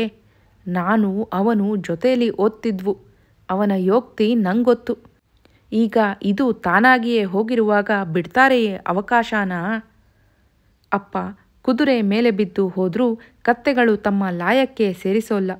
ಇದು ನೀನು ತಿಳ್ಕೊಂಡಿರುವಷ್ಟು ಸುಲಭವಲ್ಲ. ಈಗ ಊಟ ಮಾಡು ಬಾ. ಯೋಚನೆ ಮಾಡಿ ನಾನು ಏನಾರ ಮಾಡ್ತೀನಿ ಎಂದು ವೆಂಕಟೇಶ ತಂದೆಯ ಕೈ ಹಿಡಿದು ಎಬ್ಬಿಸಿ ಕರೆದುಕೊಂಡು ಬಂದ. ಮಗ ಹೇಳಿದಂತೆ ವೆಂಕಟರಮಣಯ್ಯನವರು ಯಾವ ಮಾತು ಆಡದೆ ಸುಮ್ಮನಿದ್ದರು. ಆದರೆ ಏನೋ ಅನಾಹುತ ನಡೆದು ಹೋಗಿದೆ ಎಂಬುದನ್ನು ಅವರ ಮುಖವು ಬಿಚ್ಚಿ ತೋರಿಸುತ್ತಿತ್ತು. ತಂದೆ ಮಗನಿಗೆ ಬಡಿಸಿದ ನಂತರ ಬೀಗಿತ್ತಿ ಊಟ ಮಾಡಿದರು. ವಿಷಯ ಇವರಿಬ್ಬರನ್ನು ಬಿಟ್ಟು ಮತ್ತೆ ಯಾರಿಗೂ ತಿಳಿದಿಲ್ಲ. ಊಟವಾಗುವ ವೇಳೆಗೆ ವೆಂಕಟೇಶನ ಮನಸ್ಸು ಅದೇನೋ ಯೋಚಿಸುತ್ತಿತ್ತು. ನೋಡಿ, ಇನ್ನು ರಾತ್ರಿಯ ಆರತಿಯ ಕ್ಷತೆ ಹೆಂಗಸರ ಬಾಬಿಗೆ ಸೇರಿದ್ದು, ನಮ್ಮದೇನು ಕೆಲಸವಿಲ್ಲವಲ್ಲ ಎಂದು ಅತ್ತೆಯನ್ನು ಕೇಳಿದ. ಅವರು ಹೂಗುಟ್ಟಿದರು. ಹೆಂಡತಿ ಚಿಕ್ಕ ಮನೆಯಲ್ಲಿ ಮಗುವಿನೊಡನೆ ಮಲಗಿದ್ದಳು. ಅವಳಿಗೆ ನಿದ್ರೆ ಹೊತ್ತಿದ್ದಂತೆ ಕಾಣುತ್ತಿತ್ತು. ವೆಂಕಟೇಶ ಉಗ್ರಾಣದ ಕೋಣೆಗೆ ಹೋಗಿ ಒಂದು ಬುಟ್ಟಿಗೆ 10 ಲಾಡು 10 ಒಬ್ಬಟ್ಟುಗಳನ್ನು ಹಾಕಿಕೊಂಡ. ಅಡುಗೆ ಮನೆಗೆ ಬಂದು ಒಂದು ಅಡಿಕೆ ಪಟ್ಟೆಯಲ್ಲಿ ಸುಮಾರು 3 ಪಾವು ಅಕ್ಕಿ ಹುಳಿಯನ್ನ ಕಟ್ಟಿ ಅದನ್ನು ಬುಟ್ಟಿಗೆ ಹಾಕಿಕೊಂಡು ಶರಟು ತೊಟ್ಟು ಕಾಲಿಗೆ ಎಕ್ಕಡ ಮೆಟ್ಟಿ ಪಟೇಲ್ ತಿರುಮಲೇಗೌಡನ ಮನೆಗೆ ಹೊರಟ. ಸನ್ನಿವೇಶ 4. ಮಂತ್ರಿ ಮೇಲಗಿರಿ ಗೌಡರ ತಂದೆ ಪಟೇಲ್ ತಿರುಮಲಗೌಡರು ಈ ಊರಿನಲ್ಲಿಯೇ ಇರುತ್ತಾರೆ. ಬೆಂಗಳೂರಿನಲ್ಲಿರುವ ಮಗ ಆಗಾಗ್ಗೆ ಊರಿಗೆ ಬಂದು ನೋಡಿಕೊಂಡು ಹೋಗುತ್ತಾರೆ. ವೃದ್ಧ ಪಟೇಲರ ತಮ್ಮನ ಮಗ, ಅವನ ಹೆಂಡತಿ ಇಲ್ಲಿದ್ದು ಅವರ ಜಮೀನಿನ ಮೇಲ್ವಿಚಾರಣೆ ನೋಡಿಕೊಳ್ಳುತ್ತಾರೆ. ಅವರ ಊಟ ತಿಂಡಿಯೂ ಇವರಿಂದಲೇ ನಡೆಯುತ್ತದೆ. ಬರೀ ತಿರುಮಲೇಗೌಡರ ಮನೆ ಎಂದರೆ ಊರಿನಲ್ಲಿ ಯಾರಿಗೂ ತಕ್ಷಣ ತಿಳಿಯುವುದಿಲ್ಲ. ಕೋಟೆ ಮನೆ ಎನ್ನಬೇಕು. ಮೇಲಿನ ಮನೆ ಅಂದರೂ ಆಗುತ್ತದೆ. ಕೆಲವರು ಅರಮನೆ ಎನ್ನುವುದೂ ಉಂಟು. ಪಾಳೆಯಗಾರರಾಗಿ ಸುತ್ತ 100 ಊರುಗಳನ್ನು ಆಳಿ ಈ ಊರಿನ ಕೋಟೆ ಕಟ್ಟಿಸಿದವರ ನೇರವಾದ ವಂಶದವರು ಇವರು. ಆ ಕಾಲದಲ್ಲಿ ಕಟ್ಟಿದ ಮನೆಯೇ ಈಗಲೂ ಇಲ್ದಿದ್ದರೂ ಈಗಿರುವುದೇನೂ ಸಣ್ಣ ಪ್ರಮಾಣದ್ದಲ್ಲ. ಅಷ್ಟೊಂದು ಆಳು ಕಾಳುಗಳು, ಹಸು, ಎತ್ತು, ಎಮ್ಮೆಗಳು, ಸವಾರಿಯ ಕುದುರೆ, ಭತ್ತ ಭರಣಗಳ ಕಣಜ, ರಾಗಿಯ ಹಗೇವು, ಕೊಬ್ಬರಿಯ ಅಟ್ಟ, ಹೀಗೆ ಈಗಿರುವುದು ಅರಮನೆಯಂತೆಯೇ ಇದೆ, ದರ್ಬಾರಿನ ಸಿಂಹಾಸನವೊಂದನ್ನುಳಿದು. ಆದರೆ ಅವರ ಮಗ ಈಗ ಬೆಂಗಳೂರಿನಲ್ಲಿ ಸಿಂಹಾಸನದ ಮೇಲೆಯೇ ಕೂರುತ್ತಿದ್ದಾರಲ್ಲ. ಚಿಕ್ಕ ವಯಸ್ಸಿನಲ್ಲಿ ರಾಜದರ್ಪದಿಂದ ಪಟೇಲಿಕೆ ಮಾಡಿ ಸುತ್ತಣ ಹಳ್ಳಿಗಳ ನ್ಯಾಯ ಪಂಚಾಯಿತಿಕೆಗಳನ್ನು ಆಳಿದ ಪಟೇಲರು ವೃದ್ಧಾಪ್ಯದಲ್ಲಿ ಆಧ್ಯಾತ್ಮಿಕದತ್ತ ಸರಿಯುತ್ತಿದ್ದಾರೆ. ಇತ್ತೀಚೆಗಂತೂ ಹೊಲ ಗದ್ದೆ ತೋಟ ತುಡಿಕೆಗಳನ್ನೂ ನೋಡದೆ ಸದಾ ದೇವತಾರ್ಚನೆಯಲ್ಲಿ ಕಾಲ ಕಳೆಯುತ್ತಾರೆ. ಒಳಮನೆಯ ಒಂದು ಕೋಣೆಯನ್ನು ದೇವರ ಮನೆಯಾಗಿ ಮಾಡಿಕೊಂಡಿದ್ದಾರೆ. ಗೋಡೆಗಳ ಮೇಲೆಲ್ಲ ಸಕಲ ದೇವತೆಗಳ ಪಟಗಳು. ಗೋಡೆಗೆ ತಗುಲಿದಂತೆ ಎತ್ತರವಾದ ಗಂಧದ ಮಂದಾಸನ. ಅದರೊಳಗೆ ವಿರಾಜಿಸುವ ಬೆಳ್ಳಿಯ ಶ್ರೀನಿವಾಸ. ಎದುರಿಗೆ ಬೆಳ್ಳಿಯ ಹೂವಿನ ಬುಟ್ಟಿ, ಅರಿಶಿನ ಕುಂಕುಮದ ಭರಣಿಗಳು. ದೇವತಾರ್ಚನೆಗೆ ಕುಳಿತುಕೊಳ್ಳಲು ಅಗಲವಾದ ಮಣೆ, ಮಣೆಯ ಮೇಲೆ ಕೃಷ್ಣಾಜಿನ.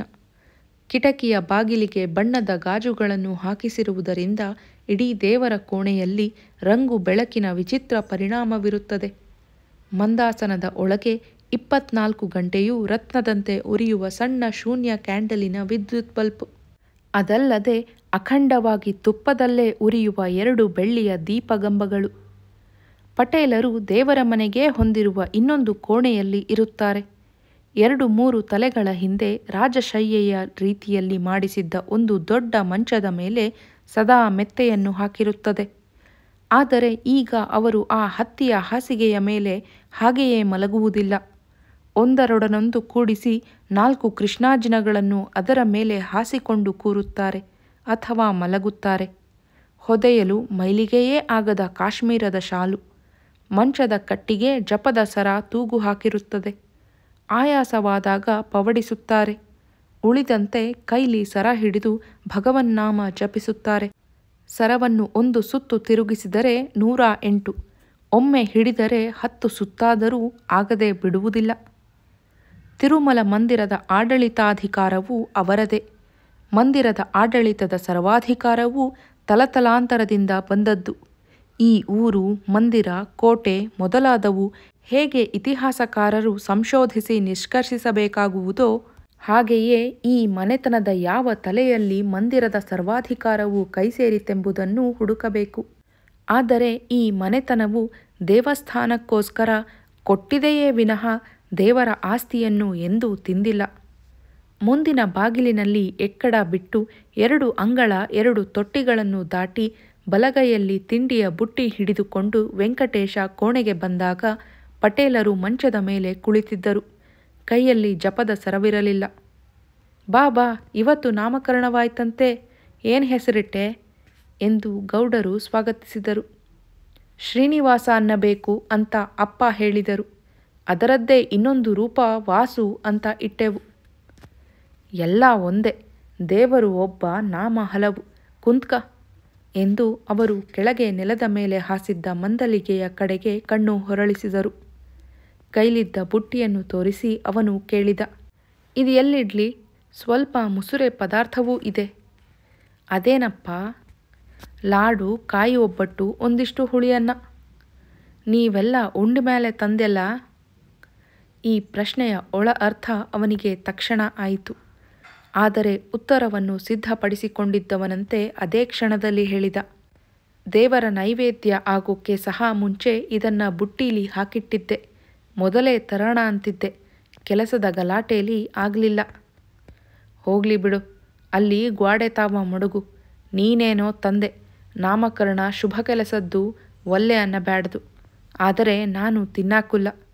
ಅದ್ಯಾಕೆ ನಿಂತೇ ಇದೆಯಲ್ಲ, ಕುಂತ್ಕ. ವೆಂಕಟೇಶ ಮಂದಲಿಗೆಯ ಮೇಲೆ ಕುಳಿತುಕೊಂಡು ಕೇಳಿದ, ಯಾಕೆ, ಆರೋಗ್ಯ ಸರಿಯಿಲ್ಲವೇ? ಆರೋಗ್ಯ ಅಂತ ಅಲ್ಲ, ಆದರೂ ವರ್ತ, ಕತೆ, ಪೂಜೆ, ಪುರಸ್ಕಾರ ಹಿಡಿದ ಮ್ಯಾಗೆ ಬ್ಯಾರೆಯವರು ಬೇಯಿಸಿದ್ದ ಪದಾರ್ಥ ತಿನ್ಬ್ಯಾಡ್ದು ಅಲ್ವೇ? ಈ ವೃದ್ಧ ಪಟೇಲರು ಮಡಿ ಹುಡಿಗಳನ್ನು ಸಾಕಷ್ಟು ಅಭ್ಯಾಸ ಮಾಡುತ್ತಿರುವುದರೆಂಬುದು ಅವನಿಗೆ ಗೊತ್ತಿಲ್ಲದ ಸಂಗತಿಯಲ್ಲ. ತಮ್ಮ ಮತಸ್ಥರಲ್ಲದ ಇತರ ಶೂದ್ರರಾದ ದಾಸ, ಒಕ್ಕಲಿಗರು, ಕುರುಬರು, ನಾಯಕರು, ಉಪ್ಪಾರರು, ಮಗ್ಗದವರು ಮೊದಲಾದವರ ಮನೆಯಲ್ಲಿ ಅವರು ನೀರು ಸಹ ಕುಡಿಯುತ್ತಿರಲಿಲ್ಲ. ಬ್ರಾಹ್ಮಣರ ಮನೆಯಲ್ಲಿ ತಿನ್ನುತ್ತಿದ್ದರು. ಅಲ್ಲದೆ ಅವರ ಮನೆಯ ದೇವರೇ ಆದ ತಿರುಮಲ ಸ್ವಾಮಿಯ ಅರ್ಚಕರ ಮನೆ ತನ್ನದು. ದೇವಸ್ಥಾನದಿಂದ ತಾವು ಕಳಿಸುತ್ತಿದ್ದ ಪ್ರಸಾದವನ್ನು ಅವರು ಎಂದಿನಿಂದಲೂ ಪರಮ ಭಕ್ತಿಯಿಂದ ಸ್ವೀಕರಿಸುತ್ತಿದ್ದರು. ಆದರೆ ಈಗ ಬ್ಯಾರೆಯೋರು ಬೇಸಿದ್ದು ಅನ್ನುತ್ತಿದ್ದಾರೆ. ಈ ಮಾತಿನ ಪೂರ್ತಿ ಅರ್ಥವನ್ನು ಹೊರಗೆಡವಬೇಕೆಂದು ಅವನು ಒತ್ತಿದ. ಆದರೆ ಬ್ರಾಹ್ಮಣರ ಮನೆಯಲ್ಲಿ ಮಾಡಿದ್ದು ತಾನೇ? ಬಾಂಬ್ರು ಅಂದರೆ ಯಾರು? ಪೂಜಾರಿಗಳು. ಅವರೇ ಮಾಡಿದ್ದಾದರೂ ದೇವರ ಪ್ರಸಾದ ಅಂತ ಮಡಿ ಬರ್ತದೆಯೇ ಹೊರತು ಇಲ್ಲದೇ ಇದ್ದರೆ ಅದು ಮೈಲಿಗೆಯೇ. ಈ ಮಾತಿನಿಂದ ವೆಂಕಟೇಶನಿಗೆ ಅಪ್ರಿಯವೆನಿಸಿತು. ಅಪ್ರಿಯವಾದರೂ ಯಾವುದನ್ನು ಅರ್ಧಕ್ಕೆ ಕೈಬಿಡುವ ಅಥವಾ ತನ್ನ ಕೋಪವನ್ನು ಪ್ರದರ್ಶಿಸಿ ಕೆಲಸ ಕಳೆಯುವ ಜಾಯಮಾನವಲ್ಲ ಅವನದು. ಇದುವರೆಗೂ ಈ ವೃದ್ಧ ಪಟೇಲರು ಬ್ರಾಹ್ಮಣರ ಶ್ರೇಷ್ಠತೆಯನ್ನು ಸ್ವೀಕರಿಸಿದ್ದರು. ಈಗ ತಾವು ಬ್ರಾಹ್ಮಣರಿಗಿಂತ ಶ್ರೇಷ್ಠರು ಅಥವಾ ತಮ್ಮ ಶ್ರೇಷ್ಠತೆಯು ಬ್ರಾಹ್ಮಣರದಕ್ಕಿಂತ ಕಡಿಮೆಯದಲ್ಲವೆನ್ನುತ್ತಿದ್ದಾರೆ. ಇಂತಹ ಹೊಸ ವಿಚಾರಗಳು ತಾವಾಗಿಯೇ ಇವರ ತಲೆಯಲ್ಲಿ ಹುಟ್ಟುವುದಿಲ್ಲವೆಂದು ಬಲ್ಲ ಅವನು ಹೇಳಿದ, ಹೋಗ್ಲಿ, ಅದು ನಿಮ್ಮ ನಿಮ್ಮ ಶ್ರದ್ಧೆಯ ವಿಷಯ. ಎಷ್ಟಾದರೂ ನೀವು ದೊಡ್ಡೋರು. ನಿಮ್ಮಷ್ಟು ಜಪ ತಪ ನಾವೇ ಮಾಡೋಲ್ಲ. ಈ ಮಾತಿನಿಂದ ಪಟೇಲರಿಗೆ ಸಂತೋಷವಾಯಿತು ಎಂದರು. ಹೇಗೂ ತಂದಿದೀಯಾ, ನಾನು ತಿನ್ನದಿದ್ರೆ ಏನು, ಚಿಕ್ಕ ಪುಟ್ಟೋರು ತಿನ್ನಬಹುದು. ಆಮೇಲೆ ಗಟ್ಟಿಯಾಗಿ ಕೂಗಿದರು, ಎಲೆ ನಿಂಗವ್ವ, ಎಲ್ಲಿ ಹೋದ್ಯೆ, ಬಾ ಇಲ್ಲಿ ಸಟಾಗೆ. ಅವರ ತಮ್ಮನ ಮಗನ ಹೆಂಡತಿ ಬಂದಳು. ಇದು ತಗೊಂಡು ಹೋಗು, ನೀವು ತಿನ್ನಿ, ನಾನು ತಿನ್ನಾಕುಲ್ಲ ಎಂದು ಬುಟ್ಟಿಯನ್ನು ತೋರಿಸಿದರು. ಸುಮಾರು 40 ವರ್ಷದ ಆಕೆ ಅದನ್ನು ತೆಗೆದುಕೊಂಡು ಹೋದಳು. ವೆಂಕಟೇಶ ಕೇಳಿದ, ಈಗ 15 ದಿನದಲ್ಲಿ ನೀವು ಬೆಂಗಳೂರಿಗೆ ಹೋಗಿದ್ರಂತೆ. ಧರ್ಮ, ವೇದಾಂತ, ದೇವರ ವಿಷಯ ಏನಾದರೂ ಚರ್ಚೆಯಾಯಿತೆ? ಅವರವರಿಗೆ ಇಷ್ಟವಾದ ವಿಷಯ ಅವರವರು ಎಲ್ಲಿ ಹೋದರೂ ವಿಚಾರ ಮಾಡ್ತಾರೆ. ವೇದಾಂತ ಬಿಟ್ಟರೆ ನಿಮಗೆ ಈ ಪ್ರಪಂಚದಲ್ಲಿ ಯಾವುದೂ ಬೇಡ. ನ್ಯಾಯವಾದ್ದು ಹೇಳ್ದೆ. ಕಾಶಿ ಕಡೆಯೋರು ಒಬ್ಬರು ಜಮೀನ್ದಾರರು ಬಂದಿದ್ರು. ನಮ್ಮೋರೆಯ, ಅಂದರೆ ಗೌಡಗಳು ಅನ್ನಕ್ಕುಲ್ಲ, ಅದೇನಂತಾರಪ್ಪ ಎಂದು ಜ್ಞಾಪಿಸಿಕೊಂಡು ಹೇಳಿದರು. ಠಾಕೂರರು ಅಂತ ಅದೇನೋ ಅಂದರು. ಭಾರೀ ಜಮೀನ್ದಾರರು. 2,000 ಎಕರೆ ಅದಾವಂತೆ. ಅಲ್ಲಿ ಕಾಂಗ್ರೆಸ್ಸಿನವರು. ನಮ್ಮ ಹುಡುಗನ್ಗೆ ಗುರ್ತಂತೆ. ಈ ಕಡೆ ನೋಡಾಕೆ ಅಂತ ಹೆಂಡತಿ ಮಕ್ಕಳ ಜೊತೆ ಬಂದಿದ್ರು. ಇಲ್ಲೇ ಇಳ್ಕೊಂಡಿದ್ರು. ಅವರು ಬಿಡು ಗಂಡಸರು, ರಾಜಕೀಯ ಮಾಡೋರು, ಎಲ್ಲಾದರೂ ತಿಂತಾರೆ. ಅವರ ಹೆಂಡತಿ ಸ್ವಂತ ಅಡುಗೆ ಮಾಡ್ಕೊಂಡೇ ಉಂಡ್ಲು. ಬ್ರಾಹ್ಮಣರು ಅಡುಗೆಯೋರು ಕರೆಸ್ತೀವಿ ಅಂದರೂ ಒಲ್ಲೆ ಅಂದುಬಿಟ್ಲು.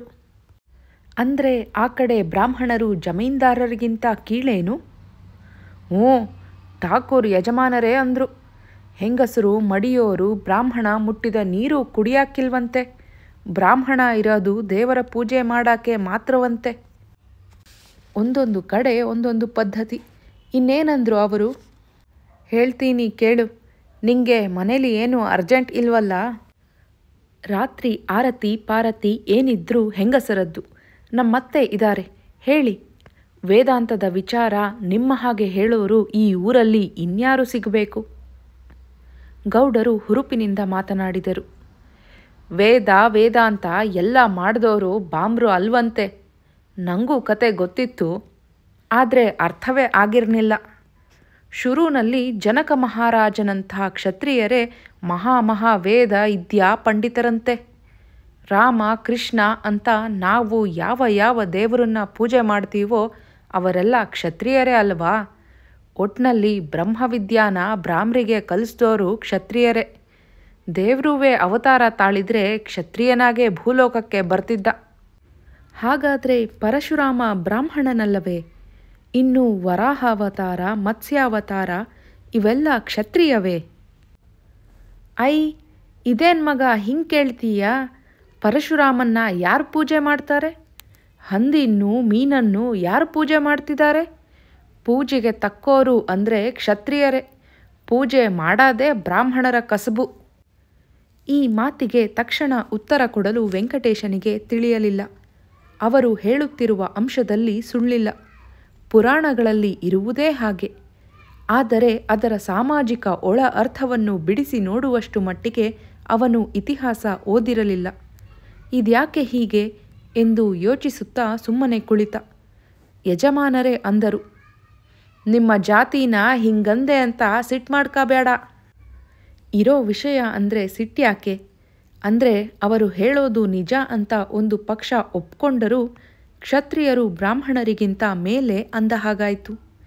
ಇಷ್ಟಕ್ಕೂ ನಮ್ಮ ಮೈಸೂರು ದೇಶದಲ್ಲಿ ಕ್ಷತ್ರಿಯರು ಅಂತ ಯಾರು ಇರೋರು? ಮೈಸೂರು ಕಡೆ ಅರಸರು ಅಂತ ಇದ್ದಾರೆ. ಅವರು ಮೂಲ ಕ್ಷತ್ರಿಯರೋ ಇತ್ತೀಚೆಗೆ ಆದೋರೋ ಯಾರಿಗೆ ಗೊತ್ತು? ನೋಡು, ನೀನು ಕೇಳಿದ್ದು ವೈನಾಯ್ತು. ಠಾಕೂರ್ ದಣಿಗಳೇ ಹೇಳಿದ್ರು, ಮೂಲದಲ್ಲಿ ಕ್ಷತ್ರಿಯರು ಅಂತ ಯಾರೂ ಇರಲೇ ಇಲ್ವಂತೆ. ಯಾರು ರಾಜ್ಯ ಆಳ್ತಿದ್ರೋ ಅವರನ್ನು ಕ್ಷತ್ರಿಯರು ಅಂತ ಕರೆದ್ರಂತೆ ಬಾಂಬ್ರು.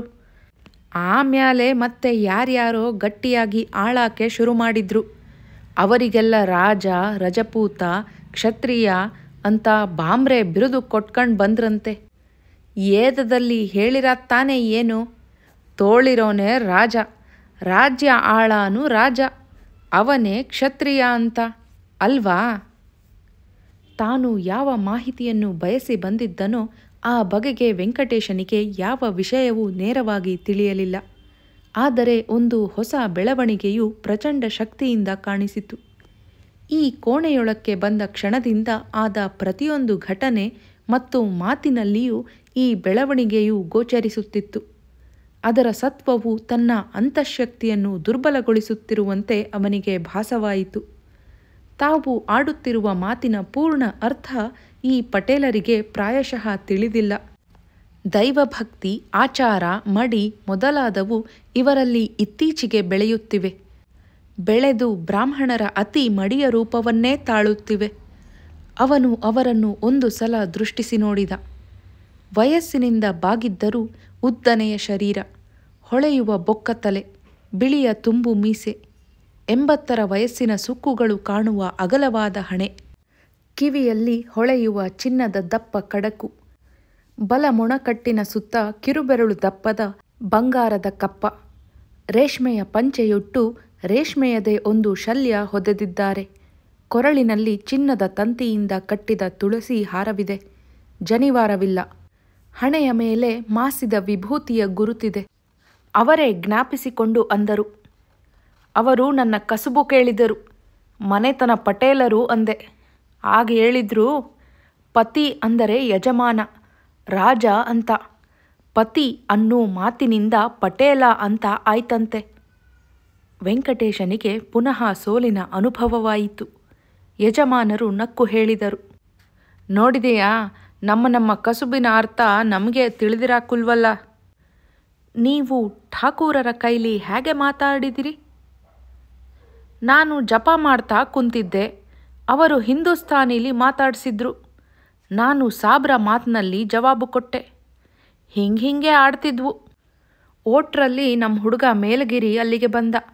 ನನಗೆ ತಿಳಿದೇ ಇದ್ದುದ ಕನ್ನಡದಲ್ಲಿ ಹೇಳ್ದ. ಇನ್ನೇನು ಬೆಂಗಳೂರು ಕಡೆ ಸಮಾಚಾರ? ಇನ್ನೇನಿಲ್ಲಪ್ಪ, ಹೀಗೆ ಜನ ಅಸೆಂಬ್ಲಿಯವರು ಅವರು ಇವರು ಬರ್ತಾರೆ ಹೋಗ್ತಾರೆ. ದರ್ಪ ಅಂದರೆ ಏಟಾದರೂ ರಾಜದರ್ಪ ಅಲ್ವಾ?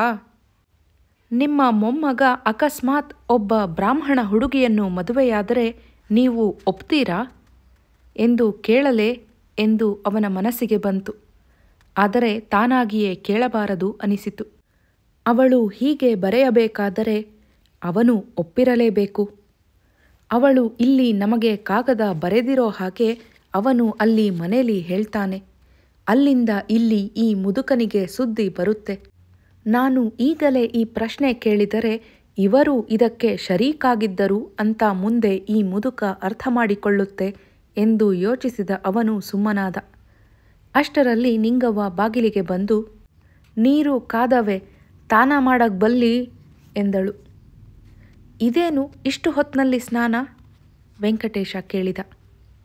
ಈಗ ದಿನಕ್ಕೆ 3 ಸಲ ಮಡಿ ಉಟ್ಕಂತೀವಿ. ಇಲ್ಲದೇ ಇದ್ದರೆ ಮನಸ್ಸಿಗೆ ಹ್ಯಾಂಗೋ ಆಯ್ತದೆ. ಸ್ವಾಮಿ ಹುಟ್ಟುವಾಗ, ನೆತ್ತಿ ಮೇಲೆ ಬಂದಾಗ, ಮುಳುಗುವಾಗ ಬಿಸಿ ಬಿಸಿಯಾಗಿ ಸ್ನಾನ ಮಾಡಿಕೊಂಡು ಪೂಜೆಗೆ ಕುಂತ್ರೆ ಹಿತವಾಗಿರ್ತದೆ ಎಂದು ಅವರು ಮೇಲೆ ಎದ್ದರು. 2 ಅಂಗಳ 2 ತೊಟ್ಟಿಗಳು ಮತ್ತು ಮುಂಭಾಗದ ದೊಡ್ಡ ಪಡಸಾಲೆಗಳನ್ನು ದಾಟಿ ಹೊರಬಾಗಿಲಿಗೆ ಬಂದು ತನ್ನ ಎಕ್ಕಡಗಳನ್ನು ಮೆಟ್ಟಿಕೊಂಡು ವೆಂಕಟೇಶ ಮನೆಯ ಕಡೆಗೆ ತಿರುಗಿದ. ಸನ್ನಿವೇಶ 5. ರಾತ್ರಿ ಆರತಿ ಮುಗಿದು ಮನೆಯಲ್ಲಿ ಗದ್ದಲ ಕಳೆದ ಮೇಲೆ ತಂದೆ ಕೇಳಿದರು, ಊಟವಾದ ಮೇಲೆ ಎಲ್ಲಿಗೆ ಹೋಗಿದ್ದೆ? ಪಟೇಲರ ಮನೆಗೆ. ಏನಾರ ಮಾಡಿ ಬಂದೆ ಏನು? ನಾನೇನೂ ಮಾಡಲಿಲ್ಲ. ಆದರೆ ಈ ಮದುವೆ ಆಗುಲ್ಲ. ಹೇಗೆ ಹೇಳ್ತೀಯಾ? ಅವರು ಬ್ರಾಹ್ಮಣರಿಗಿಂತ ಶ್ರೇಷ್ಠ ಬ್ರಾಹ್ಮಣರಾಗ್ತಿದ್ದಾರೆ. ನಮ್ಮ ಹೆಣ್ಣು ತಂದ್ಕೊಳ್ಳೋದಿಲ್ಲ. ಆ ಮುದುಕನ ಮಡಿ ಹುಡಿ 20 ವರ್ಷದಿಂದ ನೋಡ್ತಿದ್ದೀನಿ. ಅವನ ಶ್ರೇಷ್ಠತನಾನ ನಾನು ಹುಟ್ಟಿದಾಗಿನಿಂದ ಬಲ್ಲೆ. ಇವನು ಒಪ್ಪದೇ ಇರಬಹುದು. ಆದರೆ ಅವರು ರಿಜಿಸ್ಟರ್ ಮದುವೆ ಮಾಡ್ಕತಾರೆ. ಬೆಂಗಳೂರಲ್ಲೇ ಮಾಡ್ಕೊಂಡ್ರೆ ಯಾರು ತಡೆಯೋಕ್ಕಾಗತ್ತೆ? ಇದು ಒಂದು ಮುಖ್ಯ ಅಂಶ. ವೆಂಕಟೇಶ ಇದನ್ನು ಗಂಭೀರವಾಗಿ ಯೋಚಿಸಿರಲಿಲ್ಲ. ಯಜಮಾನರು ಹೇಳಿದರು, ಈ ಮುದುಕನ ಮಾತು ಬಿಡು. ಆ ಮೇಲಗಿರಿ ಬುದ್ಧಿ ಎಂಥದ್ದು ಗೊತ್ತಿಲ್ವೇ ನಿನಗೆ? ನಾನು ಅವನು ಕೂಡಿ ಪಾಠ ಹೇಳಿಸ್ಕೊಂಡೋರು. ಬ್ರಾಹ್ಮಣ ದ್ವೇಷಿಯವನು. ನಮ್ಮ ಜಾತಿಗೆ ಅವಮಾನ ಮಾಡಬೇಕು ಅಂತಲಾದರೂ ಈ ಮದುವೆ ಮಾಡಿಸ್ತಾನೆ. ಅವನು ಮಾಡಿಸೋಲ್ಲ.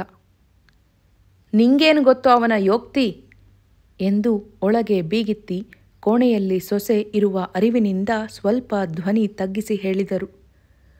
ಪೂಟಲಾಯರಿ ಕಾಳೇಗೌಡ ಹೇಳ್ದ ಕಣೋ, ಅವನು ಬೆಂಗಳೂರಿನಲ್ಲಿ ಯಾವಳೋ ಬ್ರಾಹ್ಮಣ ಹೆಂಗಸನ್ನ ಇಟ್ಕೊಂಡಿದಾನಂತೆ.